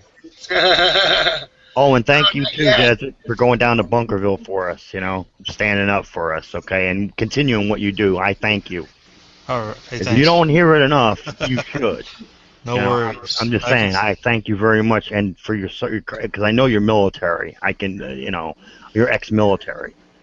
You are ex-military, aren't you? Yeah. I can tell. You're like me, so we can always tell. I can tell by your vernacular, the way you talk. I sat around enough talking. Never leaves as much as you try to get rid of it. This one loaded in the I got a question for you, HDP. Because getting to this Were one. you the pointee end of the bayonet, or were you part of the getting the bayonet to the pointy end? I was infantry for 22 years, so. Good, perfect. It's about as pointy end as it gets. So, Tony, this is a good reason why listening to him down there was a good idea. Thank God he went down. Oh, Tony's talking to Jessica right now. Oh, yeah. Shout out to all the big bottom girls. Is that her name, Jessica? Yeah. I don't know, but I know. I'm not even going to try to remember her name until he's been with her for at least 2 months. Yeah, I'll let you know when I meet her, Stinger, if she's worth it. Yeah. After 2 months, then I might try to remember her name. Until then, it's not worth it, my time. I see at least one shooting video. Yeah, it's taking up free space, and I'm not going to try to keep them all straight. Tony's a player. He's a player. Yeah, I only did 9 years. I did my 4 and 5 and got out. I said they wanted me to stay they wanted me to be commissioned, and I said, screw you. You can keep me, because if you go commissioned, they can keep you forever. until you actually retire. You don't have to just go 20 years if you got a commission rank. They can keep you up to your like retirement age if they want to. Wow. They can't just go 20 years if you become. They wanted me to be a lieutenant since I was the only one that saw. Not many of us saw combat. So they're like, well, we need you in here to. It's like the way these kids are disrespecting me. I just saw a kid tell a captain to go fuck himself the other day, and I was like, oh! If I would have done that when I was first in, and I was going through BT, and after I got out, shit, I'd be dead. I'd have fucking I'd have 3 or 4 freaking MPs behind me with a nightstick up each hole. We didn't play that way back in the day. Yeah. No, they beat the shit out of you. Nowadays, everybody's got to be, let's all get it out. It's getting PC as bad as the real world is. Oh, God, I love the political port and DJ. You guys are awesome. Did I miss something? They must be having a back and forth in the chat. Oh, fuck, these guys are awesome. I couldn't type fast enough to keep up with them. Fucking, I'm almost crying from some of this shit. They're not arguing, are they? No, you know what? Find out for yourself. Okay, we'll come back in later. And it's just easier that way. Because that woman is a smart woman. Yeah, she is. TVP's great. You know this is a bullshit chat when the fucking chat window is better than the fucking. No, it's not. It's just I'm not ex-military, right? So I don't know about their, retirement structure, right? And when they start talking about, getting Tony a blow-up sheep doll, and sending it off to him, well, it's funny as fuck. What can I tell you, We'll bust fucking balls, that lady Marine, So she'll be right. She's right in there at it. And we're cracking her up at work. It's funny. Yeah. There you go. At least we're doing something constructive. Yeah. Besides listening to Tony, watching Tony have phone sex over the phone. Right. And with us, we really are a train wreck. Right, so it's always fun watching. You can't look away from that kind of crazy. Dude, of course we're a train wreck. We're from America. What do you expect? Land of the free, home of the crazy. Well, okay, not free. Okay, maybe crazy, but not free. We're not free, not anymore. I mean, because really, I talked to people over in Italy and stuff like that. Well, before the European Union hit, and they were telling me half the shit that I said was illegal here, and even my friends in Vietnam. I was talking about that. I said, do you need a driver's license in Vietnam? Nope. Do you need insurance? Nope. I said, do you need plates? Nope. I was like, if you hit somebody, you pull over and you say, you say, okay, I'll pay the damages, and you pay the damages for my car, and you walk away. It's like all these laws we have here in this country, you can't even take a piss without committing a felony. I mean, it's just and it's only been the last 10 years, 20 years, that's last 10, 20 years it's been getting this bad. Which is ridiculous. I mean, you can't do anything anymore. Which is, I just. Regulation nation. I mean, I notice even on the weekends around here, like I'm sitting here with my window open. Usually, back in the 90s, you could hear people screaming, yelling, having a good time, partying and stuff. Okay, you don't even hear that anymore. Wolf, hold on a minute. Yes, sir. I was hearing a fucking cricket. Yeah, I just muted it. I caught it too. Sorry, Lone Wolf. They're in full effect. Do you want to listen closely? Please, I got my window open so I can hear the crickets too. Well, that's why, I don't know if you caught it or not, but we were walking, my kid was taking the video of him and Fabrizio walking to the targets, and you can hear all the crickets and the frogs and shit, and it made me think of you, HDP. Yeah. You got a HDP soundtrack. Yeah, the cricket chorus. Or better known as liberal argument. Crickets. Crick. Mm-hmm. Yeah. So you caught the one, and now what? Somebody came in and replaced them? No, they come and go as they please. I don't catch any of them. Well, hey, I got a bearded dragger that needs to eat, so catch him. Oh, I didn't think about that, Rebel. Yeah, I'll have to do that. Well, now I gotta do something. Let your bearded dragon for a couple days. Oh, and I'm sorry too, Rebel. You were down there too with the rest of the guys. I'm sorry. Thank you. No, he wasn't. He didn't get permission. Yeah, and my wife wouldn't let me go to. No, you were down there with the horsies. I saw you next to the horse. Oh yeah. That was this week. Yeah. Hey, it's something. It's better than shit anybody's been doing out here. You know, I mean, out in the real world, these damn zombies. At least you're trying. I mean, you got to eat for effort, for Christ's sakes, instead of just sitting home watching Oprah all day on the Oprah Well, he channel. had his kids out there. You know, his fucking son held that flag. Sorry, give me fucking. So a bearded dragon, is that what you're calling your penis nowadays? Ooh. No, that's what she does. Bump.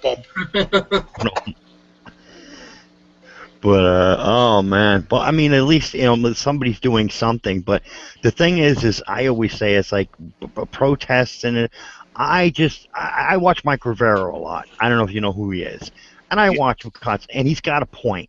Let the economy crash. Let the government's incompetent. Let them crash the country. Let them do it. And in all these zombies, it's not the government; it's the Federal Reserve. Are you supposed to be in bed? well, I understand that. I mean, the Federal Reserve, but the Federal Reserve is in with. I mean, when they betrayed us back in 1913, they no longer became our government. They became a conglomerate of the Federal Reserve. So but I understand what you're saying. When the Federal Reserve goes down and everything goes down, it's going to be total anarchy. And that's why I always say, I'm covering my own ass. I'm a soldier. I cover my own ass first, and I try to help up as many people along the way. But I can't save the world. I'm just one man. I can only do I got to take care of my family. I got to take care of the people around me. And yes, Tony, we see you. Yes, I tell Jessica I said hello and I love her. Just make sure you don't tell my girlfriend I said that. Jessica Alvarado? Ooh. It looks like she's either Italian or... That sounds more like Spanish. Yeah, it sounds like a Mexican to me. Yeah. Maybe Honduras or something, you never know. Mucho grande, panocha. Órale. Hey, I have a question for y'all. Sí, señor. Do you pocket carry? What, sorry? Do you pocket carry? Yeah, you want to see the rabbit? No, I'm talking serious though. Do you actually put your firearm in your pocket and carry it around in the summer kind of thing? Because where I live, anyway, blah blah blah. Anyway, but do you conceal carry in your pocket? Basically, would be my question. I can't afford a handgun, so I'm just prepping up on my stuff that I have, and which is one shotgun. When I'm wearing my backup one, yes, but with the Glock, no, I don't want to shoot my dick off, so I keep it in a holster. Well, it being a Glock, there would be a possibility. Anyway. Yeah, I mean, I see you guys with your toys, and I'm like drooling over here. I'm like, oh god, I wish I could afford one of those. My firearm has a safety. I can actually put it in my pocket. And being I train with safety to click it off every time I draw it. I just put it in my pocket too. I just prefer not to do that. That's all. That's Mule's way of saying that Glocks suck because they don't have a safety. Yeah. There's 3 safeties on a Glock. I don't want to hear it. Not me. After my time in the military, I still love my Beretta 9mm. I like the safety. I fell in love with that gun. Well, I did. I fell in love with that weapon. I love the Beretta. I just like busting Glock guys' chops. Right? Yeah, Beretta goes in your hair, doesn't it? That's the first I was a fan myself. I like Brian Spock is a man's gun. Stinger's gonna give me another heart attack. Number 6. Good. I get the hell out of here. I do have a way of giving people heart attacks. I'll be giving one a heart attack. Hoping. No, I'm only kidding. God, forgive me, please. Oh, jeez, please. I've been. Oh, fuck, that was so bad. I should have said that. No, I'm hoping. Fuck, Mule. Come on, Mule. I know you. I understand you're a good Catholic and everything like that. You're an Irishman. You're just like me. But it's okay. I'm a very lapsed Catholic at that. Yeah, I was born Catholic until I, got the reasoning and everything in my. And never mind. I'm not getting into that. I love Jesus Christ, and that's all. He's my best friend. That's all I know. I don't need any brick building to go to. He hears me no matter where I am. But Well, it's basically, like I said, that's why the church outlawed the Book of Thomas. Book of Mary, and we can go down through the books that that are sitting in the bottom of the Vatican. That they show up in the Dead Sea Scrolls and the Vatican talking. Meanwhile, they've had written copies of it in their basement.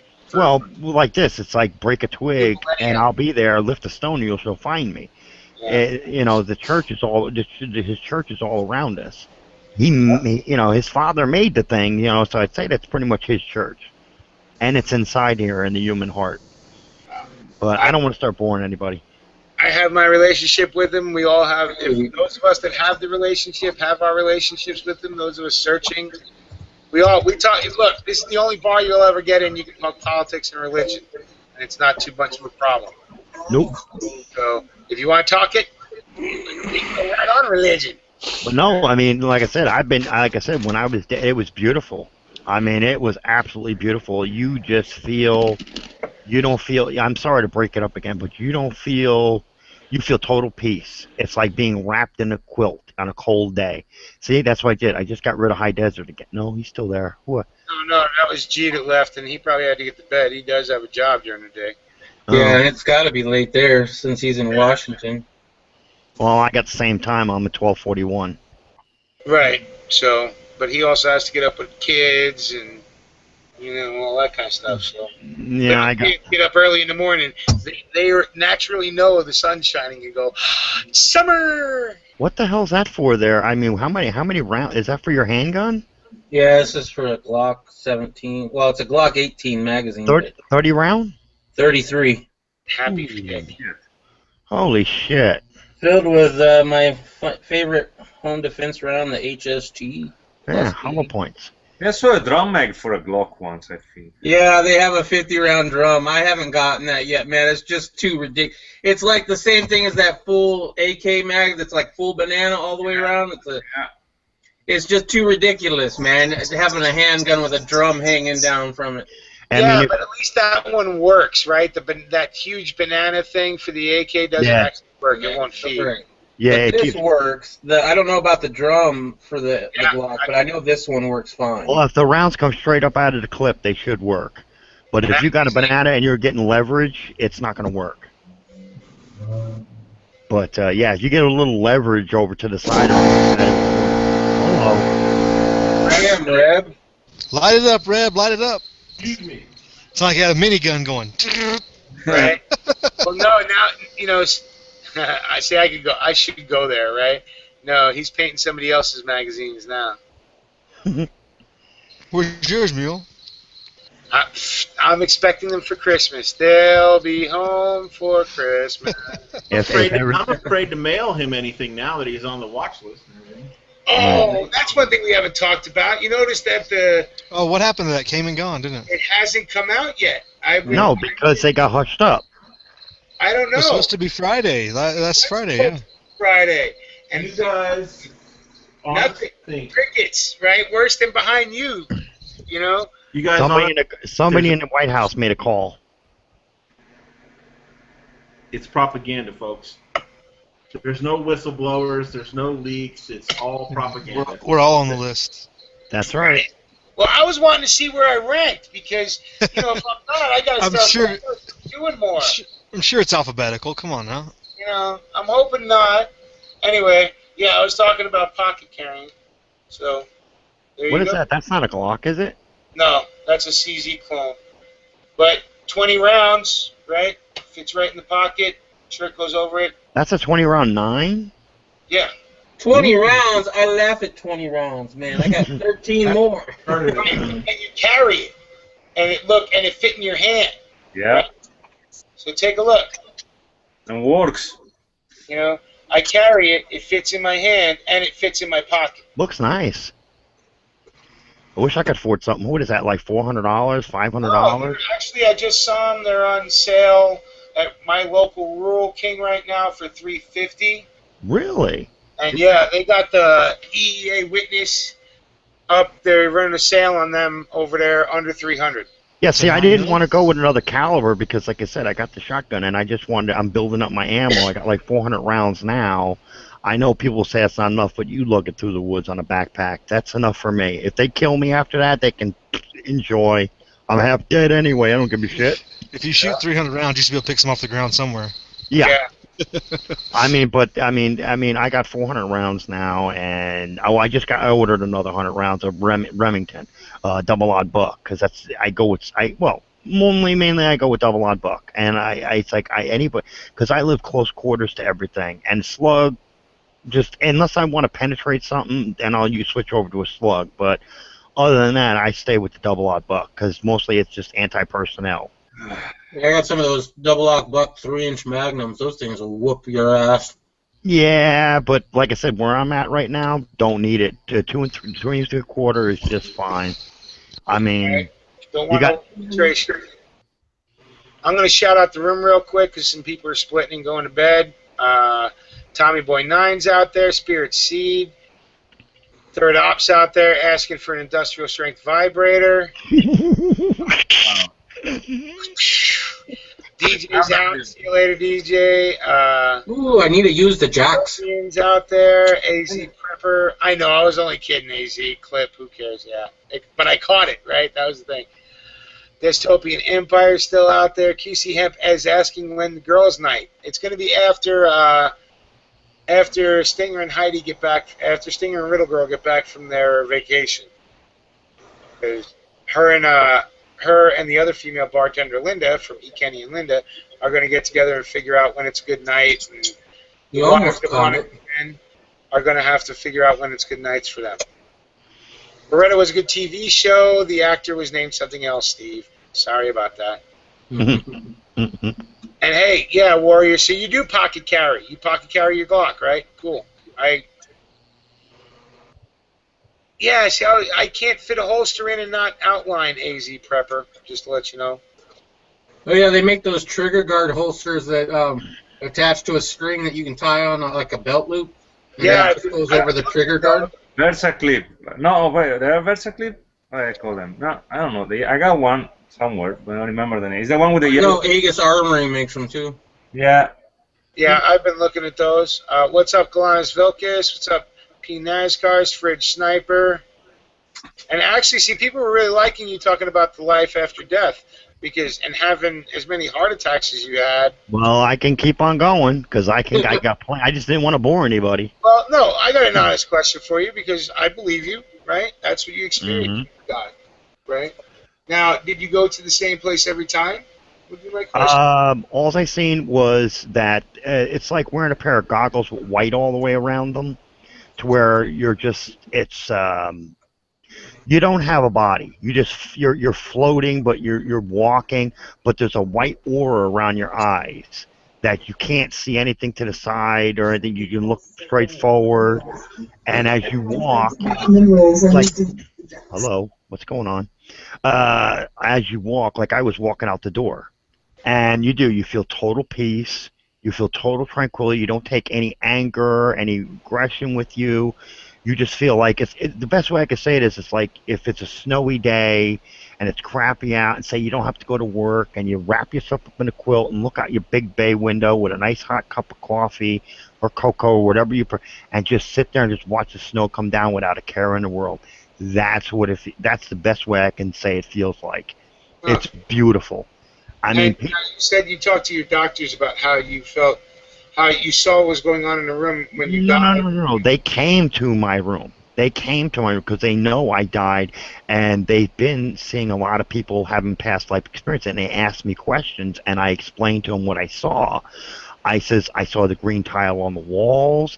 I seen the observatory. I seen all the monitors. I seen them shocking my body when I turned around. Because as I was walking away, I was going right towards the one metal door, one of those swinging doors with the big glass in the middle, the O in the middle, up on top, like one of those cafeteria doors. And I was just about ready to get out the door because it was all bright around the door, and I think that's when I was going to go up. Because people think, oh, you just go up at it. No, you walk a little bit, but you walk towards the light. You walk towards it. And what had happened was I was heading towards the steel door that swung open, and there was all white light around the door. So I think once I kind of in my head, I said, I'm going and I'm not coming back. Once I made that commitment and said, that's it, I'm going, and I went through the door, I was going. I wasn't coming back. But what had happened is my mother told me a long time ago, she says, you know what happened to me, you stupid bastard? You turned around and you looked at yourself. You're not supposed to do that. You'll always wind up back in your body. So I wound up back in my body again, but I remember being up in my room, and I had all the doctors around me asking me what I saw, and because they knocked me out before I went in it because it was going to be my first stent I got, and it was my first surgery. So I was really nervous, and they said, well, potentially what the hospital does, we knock you out before you go in there. So I didn't see anything. I was in recovery, but I was out as a light before I went in. And then I went in, and so I didn't see anything. I didn't know what was going on. You know, that's just like when I got off the light flight and I passed away. I just remember seeing the bright light again. Here's the bright light again. You know, I just keep on seeing this bright light outside the room. It's not in the room, it's outside the room. Once you make that commitment to yourself that you're leaving and you're not coming back, once you walk out the room, you're going up because it's all white and it's beautiful and it doesn't hurt your eyes to look at it. That's the weird thing about it. It doesn't hurt your eyes.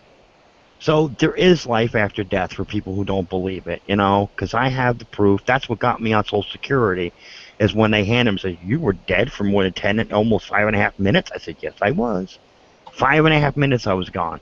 So people can't say, well, your brain was dying, asphyxiation, blah, blah, blah, blah, blah. No, it wasn't. Sorry, my friend. I didn't mean to bore you. No, sorry about that. No, it's not your fault. Sorry. Mangia. Signore. I just started. Sorry about that. Yeah, I speak a little Italian here and there. Just the bad words. Just not to get me in trouble. Don't worry, it's not my bad. I just really tired. Long day. Oh, I know. And I know this topic gets people going, and they're like, oh, shit, he's talking about... But just rest in mind, there is an afterlife. I don't care what anybody says. I'm not going to say I saw angels and Jesus and this and that. I saw nothing. Just the bright white light, and I remember floating out of the room. And before I got up... Going back, so you keep turning around and looking. I turned around once and I looked and I saw my body bouncing off the metal table. Because what had happened is when they went in and put the catheter and it got too close to one of the artery walls, and then I started fibrillating because it got too close to one of the artery walls, and my heart started fibrillating, which put me into cardiac arrest, and then my heart failed, and then they had to pull that out real quick. Pull the cath out real quick and try to get me back, but they wound up placing the stent first before they pulled out. But they will go through the main artery in your leg, and it goes up into your heart through your right ventricle. Sorry, But anyway, that's what happened. It got too close to an artery wall, and it must have hit a nerve. Because that's why I haven't had open heart surgery. I can't have it because my heart's too well, now it's too weak. But back then it was too sensitive, so all they could do is put me on beta blockers like Plavix and Toprol and stuff like that, just to keep my calcium and everything, and my cholesterol down so I don't get any more clots and blockage. But I got 5 of those metal things in me now. I can't even think about walking through an airport with all the metal I have on me. And they also gave me a pacemaker defibrillator. I don't just have a pacemaker. I have a defibrillator, which if I wind up dropping again, you touch me, you're going to get zapped. Wow. Because, I've got both. I don't have just the pacemaker. I have the pacemaker defibrillator. This thing still feels weird in my chest, but I'm getting used to it. Well, it's right up here on my shoulder. And it's the size of, I like to say an iPod. It's the size of an iPod, an Apple iPod. Maybe a little bit bigger, but you can feel it. And it just feels goofy under your body because it's under your skin and you can still feel it. But yeah, I got used to it over the years. It's been, I had that back in 2006. So it's been a while since I've had it. Time to go in and change. Tony, wake up, Tony. Tony, wake up. Your girlfriend's coming in the back door, Tone. He's got us muted. Probably listening to somewhere else. But yeah, I mean, there is an afterlife. Trust me. I don't care what any atheist says or what this one says. You know, you don't have to believe in God. That's great. But God believes in you, and when your time comes and St. Peter comes down to grab your ass, you ain't gonna be sitting there, well, I don't believe in you. You're gonna go with the program at that point. You're not gonna say, well, I don't believe in you. I say, that's fine. You're still gonna get judged just like the rest of us. Have fun with that. You know, so, you know, everybody's going to get judged, but everybody's going to get judged the same. So if you don't believe, that's fine, but I don't see anybody, you know, if you that's what you chose in life. No one can choose that for you but yourself. That's why we have free will. At least not in America. We don't have free will here, but, you know, with God we have free will. You know, the Heavenly Father, we have free will, but not here, you know, which, you know. But like I said, you know, yes, if people sit there and deny it and say, oh, well, no, it never happened. I got the paperwork right here, and they nailed me with 380 joules almost 10 times just to get me back. Because I wasn't coming back, because I was already out of my body, already walking out the door. I was ready to leave, you know. Same thing when they life flighted me. I was in Indiana. I went from Peru, Indiana, down to St. Vincent's Heart Hospital in Indianapolis, and they had to take me by helicopter twice. But it was the first trip that they took me down is where I passed away again. And that was only 4 minutes. And I remember seeing the bright white light, but I didn't get up out of my body all the way. I just leaned up, and I could see the bright white light. And then the doctor, I guess they brought me back. And lucky me, that was only 350 joules. So, you know, happy. But I still had no chest hair after I got up, so that was cool. Because they zap your ass and they just it burns the hair right off your body. It hurts when you get up. It feels like someone cracked one of your ribs. Is everybody on mute, or am I boring everybody to death? We're listening. No, Oh, no, I was trying to translate something. Who left? Who just left? Oh shit, Stinger left. Oh, jeez. Unless Tony's in as a dragon, this thing's gonna end in half an hour. Yeah, I gotta go take my pills anyway. Well, no, just because I got to split. If one of the dragons don't come in, I got to go pick up the wife in half an hour. So, I mean, I'll leave it running if it kicks back live again. But I was just reading, and I was listening. Don't think me. Oh, no, I'm just saying, I mean, you know, just a lot of people can believe what they want, but in the end, it really don't mean a whole bit of shit. You know, that's what I say to, because when just one more It's thing. just a test. This is to see where you're more. You know, that's you look at the karmic wheel. That's what they believe, and that's. Well, I'll tell you what the test is, and it's really simple. All that shit around you, all that stuff in your home that you love so much, like I try to tell the rich people, they're in for a really good surprise. When you're dead, you can't take it with you. Everything is on loan. See that chair you're sitting in, Will? It's on loan. Because when you're dead, it's just going to go to somebody else. Everything you think you own, you don't own. Well, that's why if I die before the revolution, I'm telling my children to bury me with my weapons so they can get them. They can dig them back up and use them if they need to. They might, yeah, that too. They might just need them at that time. But the whole point is everything people think, oh, it's mine, it's mine. There's no such word as mine. It's when you're dead, you can't take it with you. And it didn't work out too well for the Egyptians either. Well, the grave robbers had something to say about that. But the whole point is people get into this collecting junk. Like me, I don't have anything. I have just the clothes on my back, my computer, and that's it. You know, and the couple of things I got in my room. I don't want anything. I gave most of it away because I realized the one valuable thing. Patronizing over all this shit that I have, it don't mean anything. The less I have, the less people can take from me. So take what you want. I don't care. When I'm dead, it ain't going to mean nothing to me. I mean, I'm not saying just give up your life. Enjoy life. The good Lord wants you to enjoy your life. But just, I try to keep death to level you out. When life starts getting real hectic for you, just remember you got a casket with your name on it. And people say, oh, well, that's being a defeatist. No, it isn't. It's being a realist. We're all got a casket with our name on it. And the whole thing is that keeps you grounded to where you don't let shit bother you anymore. You're like, what's the point? Well, Like it still bothers you. Injustices that you see every day bother you. Well, You can't, you know, when you can't control it, and everybody, we are all equal when we hit the grave. You know, atheist, Jew, Mhm. Christian, black, white, Hispanic, green, Yeah. yellow, orange. Exactly. It doesn't matter. When everybody dies, we're all ending up in the same dirt, right? Right. So it's how the game goes here is what we're playing, and Well, the thing is remember these people, these rich people that are running our country, and all these people with their greed and everything like that. It's a waste of time.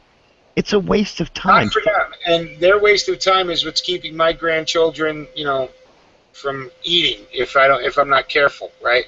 Right. If I'm not careful, their grandkids being rich is going to be and my grandkids are going to be in a FEMA camp or something, or poor, or so dirt poor that it's like living in a fucking favela, right, in Brazil. But just remember, at the end, they're going to pay for what they've done.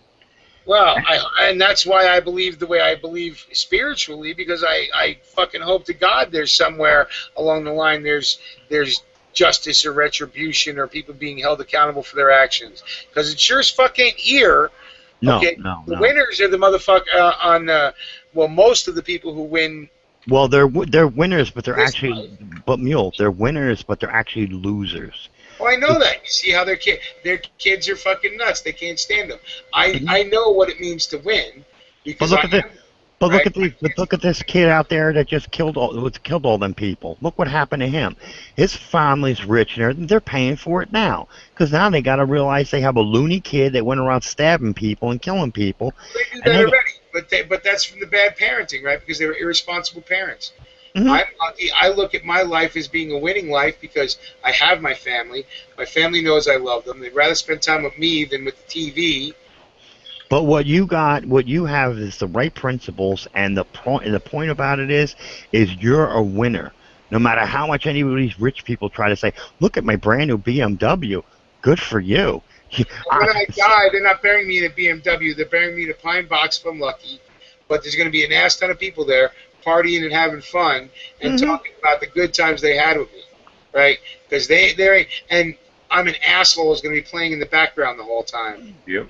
And the other thing too is it's like you just said, people, right? They should celebrate your death because at least you ain't down here no more putting up with the idiots down here. No, they don't celebrate my death. They celebrate my life, right? Well, that's what I mean. You know, I mean, but death is not a bad thing. It's actually a great thing. It's just the next thing. I don't know what it is yet. You do. You're lucky. Oh, I've been there, seen it. Yeah. I know that it's there. That's why I wanted to hear your story, but I haven't yet, and I'm kind of like, you know, we as you say from Missouri, right? I got to show me, and I've come close enough. I haven't seen it yet. Well, I trust me, my friend. You will, and it's beautiful. I'm confident in the fact that I am going to die. Well, no. I mean, I'm just saying. Where I'm going is debatable. Right? Oh, please. Up or down, or back into the pool. Can I tell you something? God, the Heavenly Father doesn't judge you on who you are. He judges you what your heart is. He judges more than that, I believe, and that's my belief. Not everybody's, right? That's right. I think I don't know. I'm not going to get into that kind of spiritual argument. All I know is when you popped out of your womb, did you have a book explaining to you how to be in life? We all make mistakes. We're all sinners. There's a difference between mistakes and willingly doing evil. A mistake is a mistake. Mm-hmm. Right? Willingly doing something is morally wrong, is evil. Fucking evil. Let's not just skirt around any shit. No. Evil shit. When you You're willingly right. do, for whatever reason, evil shit, you're going to have to face that. Now, however it's worked out for you, you're still going to have to face the evil shit you've done in your life. Now, evil, God bless you. I'm not that person. I've done evil shit in my life that I know I'm going to have to fucking answer for. Yeah, but it's not going to be what you think it is. A lot of people think, oh, I'm going to burn in hell forever. No, you're not. I say that just for the cultural reference of it. I have no clue, and I don't think I do. I don't know what's going to happen when the next step comes. For all you know, you might show up and God will tell you, go over in the corner and say 10 Hail Marys, and you're done. I don't know. And I'm open-minded enough to understand that I don't know, and I'm not afraid of when it happens, right? I'm not rushing headlong into it, but I'm not skirting it either. Well, all I know is if you see that light like I did, and you start floating, and you feel the joy and beauty, I and ain't looking back, bro. I ain't looking back. When it's my time to go to shed this earthly coil, it is a gone but what motherfucker. I'm saying is if you see Luckily, I that, got a great beard, and I'll make a good corpse if there's anything left. just turn yourself upside down and tell everybody to kiss your ass on the way out. That's my theory. But yeah, I mean, if you start seeing that, if you start seeing darkness, you're going to hell. Just know right then and there. I can warn you right now, you're going to hell. But if you see the light like I did, I don't know if I mean I'm not being over presumptuous. I'm just saying that's what I saw. So I'm assuming. Well, I guess I'm going to heaven. But I'm I don't know, assuming. and I'm I, just sorry. I know I'm going to find out though. Yeah, we all are. We all are, my friend. We all are. So not today, hopefully not tomorrow. I don't know. I don't have the calendar that says your number is up here.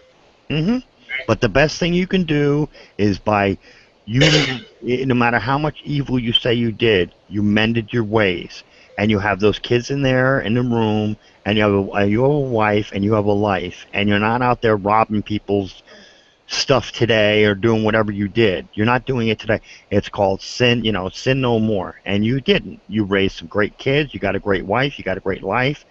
And that's all you can hope to do is amend your ways and just say, hey, I'm not going to do that anymore. I grew up. I realized it was wrong, and I'm going to just move on from there. And that's all you can do. I changed my ways. I don't know if I mended anything. I think you did. Them, and when I believe I became human, so yeah, did I change them? Yeah, but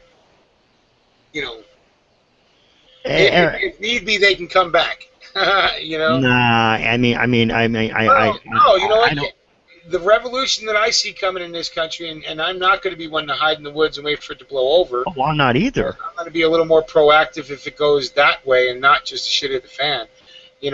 There's the men that are going to be responsible for changing this country are going to have to put their hand to some evil shit. Okay? Well, they're going to have to kill people with full malice. Just right? try to remember, there's no such thing as not evil. No, that's right. That is not evil. I'm sorry, but even in heaven, they carry swords in heaven. I mean, that's what happened with Satan when he was thrown from the wall. Okay? Even in heaven, they have bloodshed. And when you're on the right side and you're fighting for right, there's no such thing as you're doing it in evil's name. You're doing it for the right reason. I hope so. That one, me and God's gonna have to sit down and talk about when I get up there. Well, I can honestly tell you that when you go into combat and you're fighting for the right reasons, no, you're in his eyes, you're square. You're doing what you're supposed to do. And I've read that in the books, and I understand a lot of people's thoughts on that, and I do. And it's just one of those things I'm gonna have to ask, the real deal on the Kennedy assassination. I got questions when I'm coming up there. Oh, well, we already know about that already. That's coming out all over the place, and we know it wasn't Lee Harvey Oswald because they actually have a picture with Lee Harvey Oswald standing in the door of the book depository, and they do. If you look it up. I'm not getting. Don't worry, I'm not bitching about the tinfoil hat time. We live it here. No, it's not tinfoil hat. They're actually. I wanted to shout. Lone Wolf, I just wanted to shout out the room one last time and let everybody up here shout them out, shout themselves out, and then we'll just keep talking until we close out. And because I'm splitting at 12:30, so. And just before you go, I just want to say it was an honor to come in here and talk to you guys. To me, I'm just trying to do what I know was right. You guys are, to me, the experts. You know a lot more than I do. You won't find any experts on YouTube, my friend. Well, this is my opinion. Okay, Reb, this is my opinion. You guys have a good idea. If you guys have a good idea what's going on. You're in good company. That's all you need to say, brother. Yeah. You guys, it's very hard to find like-minded people such as myself that realize that it is coming whether we like it or not. The storm is coming, and you can look at tribulations too. A lot of people think along those lines as well, that that everything is playing out as it was written, and you know that's what we're dealing with. I mean, Well, the thing is they don't really, nobody really knows. Like I said, to think that you know what's in God's head is ridiculous. I mean, I could never presume to know what the Heavenly Father thinks. right. All I know is this could be just a grand awakening, and the war could come 130 years from now. You know, we don't know. We just know that the world's in shit right now. It's been in shit before. It'll be in shit again. I mean, we had the Vietnam era, the Korea era, World War II, the world's been in shit before. Well, the crazy thing is history repeats. It's like we never learn from history. Well, every time we get a new generation, they get embellished in their lifestyles and into their possessions and their lives, and sometimes it's easier to live in a bubble than live in reality. And that's why they are the way they are. And I'm sorry, Bull. I didn't mean to kick you off what you're doing over there. I know. No, you're fine, bro. I don't, dude. He wants to say goodbye. He's got to go. Not me. No, it's a bar, dude. It's welcome to the bar. He'll just put chairs up. He'll wait till you're. I'm medically retired. I'm not going anywhere. Yeah, when I can hang out an extra 5 minutes. I just drive 5 minutes faster. Well, don't go too fast. The Nazi cops will come and get you. Good luck with that. Yeah, they want money. And me personally, I real quick, and then I wanted to let everybody say their shout-outs and their goodbyes. Catch the last. I gotta update that again. Update on spam, if there is any. Let's see, newest first. Blah blah blah blah. Blah, blah. Loading. Can I just say one more thing? Sure. To me, I believe that if you have a firearm in your house, you don't need the cops. They're obsolete, because I can shoot somebody way before they get here. And I don't need any piece like Ted Nugent used to say, and it's like I don't need any piece of paper to tell me how to defend my life. You can kiss my ass. I defend it the way I see fit. Well, you have to be willing to, They put me in. do that. You understand you're going to be judged by 12, so I'm not well, I would rather be judged by 12 than carried by 9. Right. Anyway, let me shout them out. Ronnie Brown's out there. Spirit Seeds out there. WM Warrior 713's out there. Warrior, you still got the link. Come back in if you want. There's plenty of people still in here. Let's see. AZ Prepper's out there. Tommy Boy's still out there. Third Op's still out there. All right, I'm all caught up, so it wasn't that long. I'm going to start with the shout-outs. Right. Working with Tony, if he can hear me. Tony, you want to do a shout-out? No, Tony. No, Tony. Sorry? Shoutouts? Very easy, very easy. The firearm guy, good channel.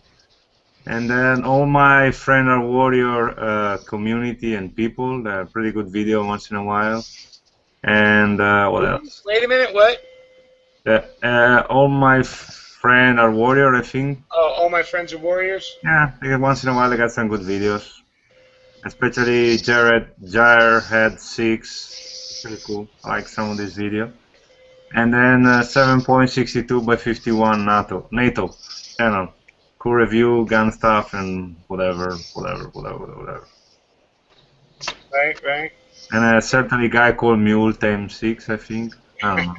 I guess I know him. I'm sure about it. Hey, well, I'll talk to you during the week, see, because you got to work Sunday, right? Yes, I off only Monday and Tuesday right now. Okay. Hopefully. Because the weekend thing changed a little bit because my nephew's coming home from the Marines for a visit and God bless him. birthday, so we're going to try and do some stuff on Sunday. I was going to see if you were available. No, unfortunately not. My wife either. She is. We are off both the same days, so. Well, we'll be thinking of you out there, buddy. Thank you, sir. Well, we gotta plan something else soon, by the way. Anyway, right? Sure, for sure. HD, you got any shout-outs, bro? Shout out to Tactical Tony for having the video that really got this kicked off today. Instigated the original part of this chat and the follow-on. So that was good to build the discussion and hopefully bring people to some awareness of And what's then go going start on and talking to whatnot. Scrim and leave and bounce, right? And just hang out. So. Yeah, he'll do that. Leave us hanging. That's Tony's. Shout out to Political Port, back in action, putting out videos and stuff. That's awesome. If you're not subbed to her, definitely you're missing out. I don't know if anybody who watches the Green Dragon doesn't know who she is, but if not, you have to be blind. Yeah, I guess. I think that'll do it for tonight. Thanks everybody for watching. Hopefully, nobody gets back between now and Thursday. Well, if not, somebody will turn it on Thursday if somebody gets black bagged. So. Hey, Lone, you want to do a shout out to channels you watch? Anybody you want to let Well, know about? that's. I just want to say, just shout out to all the people that are awake. God bless them. Just keep your powder dry, and just be careful and watch what's going on. Keep on what's going on. Keep out there and just watch what you can, and constantly watch the alternate media like Mike Rivero and stuff like that. If you can, try to watch Alex Jones. But I'm not going to push Alex Jones because he gives you 90%, gives you 50% truth, and the other 50%.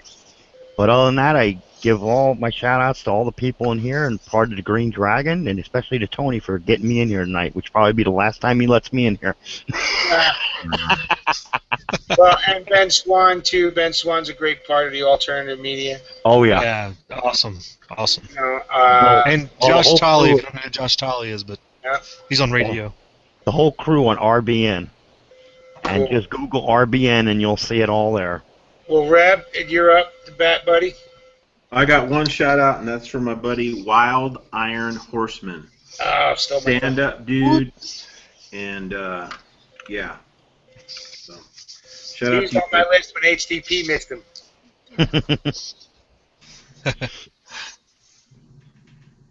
Yeah. Wild Iron Horseman. All right, guys. So I do got a couple shout outs to all the Illinois people out there that go shooting. Let me know what's going on with that whole Illinois shoot thing. Right, those. Hopefully I get to see you Sunday. I will be sending you the info. Sting, I'll see you Sunday. Because Sting's not going to be joining us for Thursday night. He's going to be doing his own thing, traveling. I know Jay Watt wants to shout out Big Body Women Latinas. So, Tony's going to want to shout out his Marine love that's making him smile now. Jessica. Right, so I'll shout that out for Tony. I'm going to shout out Mrs. Mama Mule, because she watches this every once in a while, and I love you, baby. And we're going to just keep talking bullshit until we roll out of here at 12:30. So thanks, everybody, for joining us. And remember, the Green Dragon's a train wreck every single time, so come have some fun when you come out to watch us. Like I said, there's no manual in here, so nobody's telling us how to do it. We're just winging it. And Doing the best we can. That's what makes us a little different than most of the other chats. Is we don't, we're like Reb saying, well, we're beyond, and they're the elementary school, and we're the graduate studies. Well, we don't keep repeating this. Even when we do repeat the same shit over and over because it keeps happening, it ends up frustrating us even more and more. And then we start getting into deeper, real shit, right? Where that's how we ended up. One of those chats that ended up being the improvised weapon chat started with just being so sick of repeating the same thing over and over about this puppet government being run by the corporate oligarchy, So. And no, I think DJ's 100% right. It's not the government. It's not the government. They're just puppets. You got to follow the money. Yeah, and it gets way bigger. It gets stupid big, and that's why sometimes it's so hard for people to even try and wrap their mind around shit. It is. It's very complicated. Everybody's got to deal with it in their own head.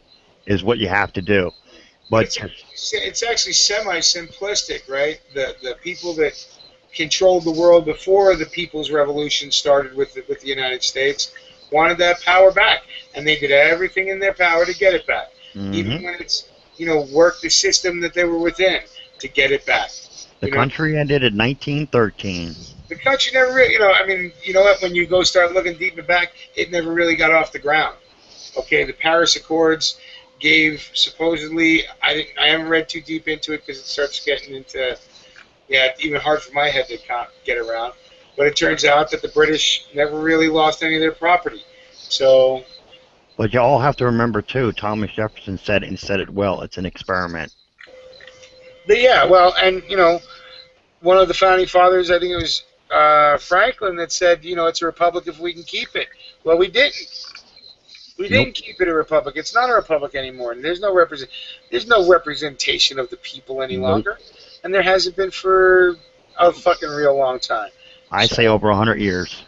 I'd go back even further, but that's me.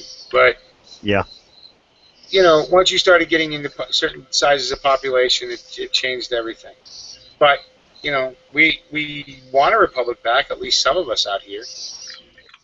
Well, who wouldn't? Well, yeah, and again, you're right. Some people like this being controlled, and it's comfortable for them.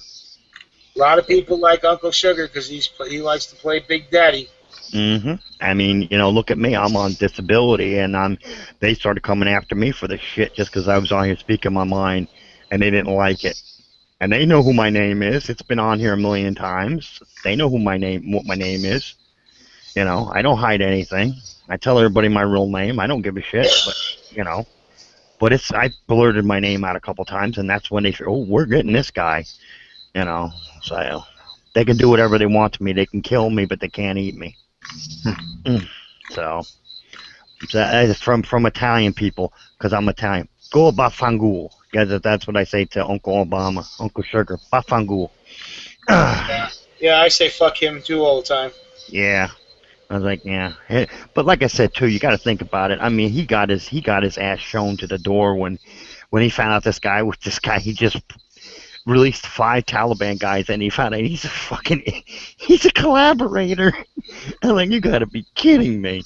But you are right though. It is to get off the VA and how the government's treating our poor. Because even Rumsfeld said it on the news. He said back when he was. When he was running with Home Defense Security or whatever, he was the chief of defense, and he turned around and he said he wasn't expecting these many guys to come home from the war. But the medics and in the military, God bless them, they're really freaking good these days, and they were keeping these guys alive to get them home. And Rumsfeld said it. He didn't expect this many guys to come home. He thought that all these guys would be dead. I said, that is just a slap in the face to veterans. I think, you scumbag. So he'd rather us all be dead out in the field. Make him happy so he doesn't have to spend any money on us. Because really, if you can't fire a weapon anymore and you ain't a service to the government, you ain't shit. And people got to realize that one. If you can't fire a gun anymore and you go to the government for help, you ain't shit anymore. They ain't going to pay for you. Oh, and don't believe the corporate media numbers either. It's... last time I checked, my accurate number just down there in New Mexico, it's 164 vets died so far from being on the blacklist. They try to say it's only like 5 or 6. No, that's like it's only 6% unemployment in this country. No.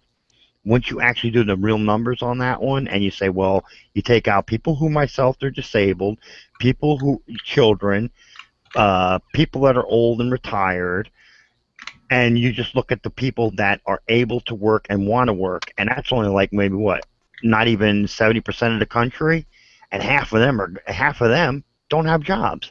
So the unemployment numbers are way over 6%. Way over 6%. All right, sorry guys, sorry. Hi, Uncle Tony. I'm on the phone picking my nose. Nah, you're over there with that shit-eating grin over there. I seen you looking. I've seen that look before when I was your age. Well, at least you stopped jerking off. That's good enough. And I'm not jerking off. I'm talking to this girl from El Salvador, and she's fucking sexy. Ooh, need to see pictures, Tone. Need to see pictures. Well, Tone, we decided we're gonna open up a PayPal account to either get you a fleshlight or a real doll. So it just depends upon how much we promote it. There were a couple of people saying that in the gear exchange for your 2000, well, you might end up with a couple of them, Tone. I don't need a pocket pussy though. You don't got nobody understands this, dude. I got my fucking heart broke and I was emo for a little while. That's all. I don't have a problem fucking When did you get your heart broke? What about what? Can you reiterate and explain what broke your heart? About a half hour ago. Yeah. That the government When Mule yelled at him. I had this DJ yelled at him. I had this Indian chick and I fucking fell for her and she fucking pulled some lame ass shit and broke my heart. I called Rebel and I told them. No disrespect, Tony. You know what you have to do, buddy? You know what you have to do to live a fulfilled life? Don't rely on anybody else to make you happy. Make yourself happy. Nah, dude, you can't. I don't know. You can't pick and choose who you're gonna fucking. Dude, I was a dog. I was in total dog mode. That shit happened on accident. I didn't. Oh, I understand how you feel, but just try to remember when you go into another relationship to remember that nothing is guaranteed. Nothing. I'm divorced already. Trust me. Not every relationship is going to end well. Yeah. Nothing's guaranteed on this planet. Nothing. Yeah, she's I think she's out in the desert somewhere. Hey, Tony, will you send Jay Watt a link for the after? And if anybody wants a link for the after, you better ask Tony quick, because I'm out of here. Have a good one, Mule, and just be careful going, okay, buddy? You shutting it down or what? Uh-oh. He's got to pick up the wife, dude. Yeah. And I gotta I got 5 minutes, and unless you want to jump back on here, it's going as the Dragon. Nah. The Dragon's closing, but the after chat's still rocking live as usual. Yeah, the after chats are always more fun, and plus I already spent myself in the first hour. But I know that's another thing, Tone. Remember that, man, how the government works. They want you to get mad. They want it. And then the more you get mad, the more, just see Obama sitting in your head, giggling his head off, going, "You're a suck, because I got your brain, man. I got your brain." Don't let them have it. And like I said, you got to start saying, hey, man, if the country's going to go, so be it, man. It's going to go. It's going to go. There's nothing we can do about it. Hey, Warrior. If it's going to go, there's nothing you can do about it, nothing we can do about it in this room. We can just do the best we can. Mm-hmm. And we could just cover our own asses, because you can't. None of us in here are Jesus Christ. We have to just cover our own asses and just say, hey, we have to live because we're awake. We have to. Somebody's delete my comments, man, because I put a whole bunch of comments in the thing and they're gone. Didn't do it. They're not there. I don't know. I don't even look at the chat. Spamming everything, Tony, and I'm not doing it, so somebody might be out there fucking with you. And you scared HDP about the wild after party. Uh-huh. So. Oh, High Desert left? Yeah. Yes, sir. We've got 29 viewers. So if somebody wants a link for the after chat, Tony will let you know. He's going to be in the thing. It's already in the... Oh, you fucking dropped an open link? Oh, my God. Yeah. That's going to be... I won't be staying long. I'll just come back as the Green Dragon and kick everybody out. I'm old and brittle, so I have to go and take my pills and go to bed.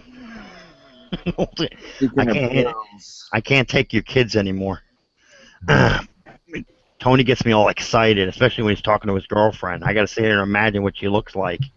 Right, right. South Korean. She's yeah. Tony's tight. All I got to say is nothing's guaranteed, man. Bye, Mo. You have a good one, brother. Later, guys. Night, guys. Have a good night. Oh, you too there. Out too. Good night. My friend Italiano. Yes, sir. Viva in Italiano. Later. Sorry, another Italian in the room. Everyone, stay safe. What are you doing now, friend, my friend? Bye-bye, night. Stay safe. Stay Second Amendment.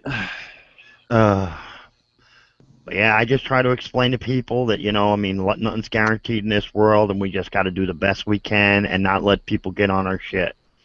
Because once they get inside your head, man, it's not easy to get them out. I am so clear-headed right now. Like, that's the worst part about it. I wish I was not clear-headed, but I'm very clear-headed. You gotta be, man. I'm very focused, and I think about what I say before I say it. I don't shoot off at the mouth like a lot of people want to claim I do. I put a lot of thought, time, and energy into what I say. Yeah, but you don't need to, man. I mean, because if it's going to go, there's nothing we can do about it, man. We can be mad.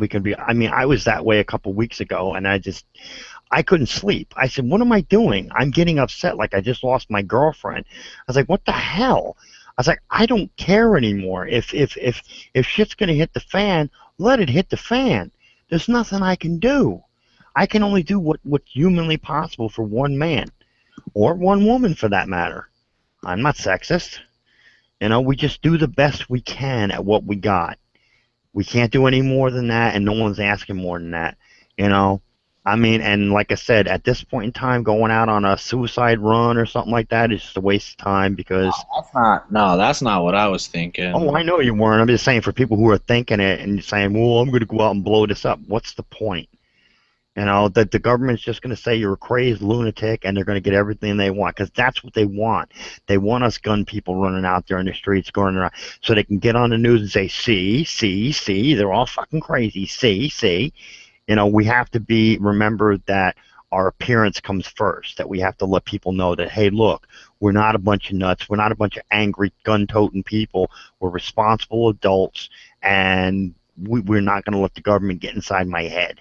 Because once they get in there, and the other thing, don't watch the news. That's another helper right there. Don't even fucking turn on the TV.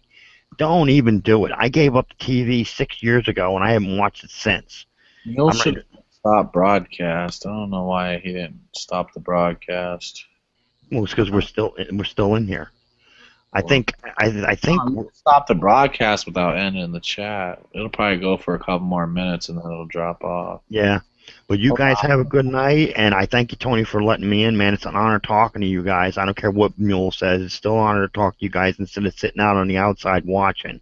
Oh, well, you're welcome anytime. That's the great thing about the Dragon. It's a soapbox for anybody who can, Yeah, I mean, I understand we're all awake, and we got to remember that, yes, we're awake, but we can't let the government get into our heads because it's a mind game right now. Just let it collapse on itself. We all know that the government's full of retards. Just let them destroy it, and they're doing a hell of a job. Just let them keep going. It's by design, like DJ. Oh, right. I mean, it's got to happen, because a lot of people get into the blood and the tyrants and everything like that. Yeah, that's great, but not my blood because it's, I'm not going to go out there and kill. Where are you guys going?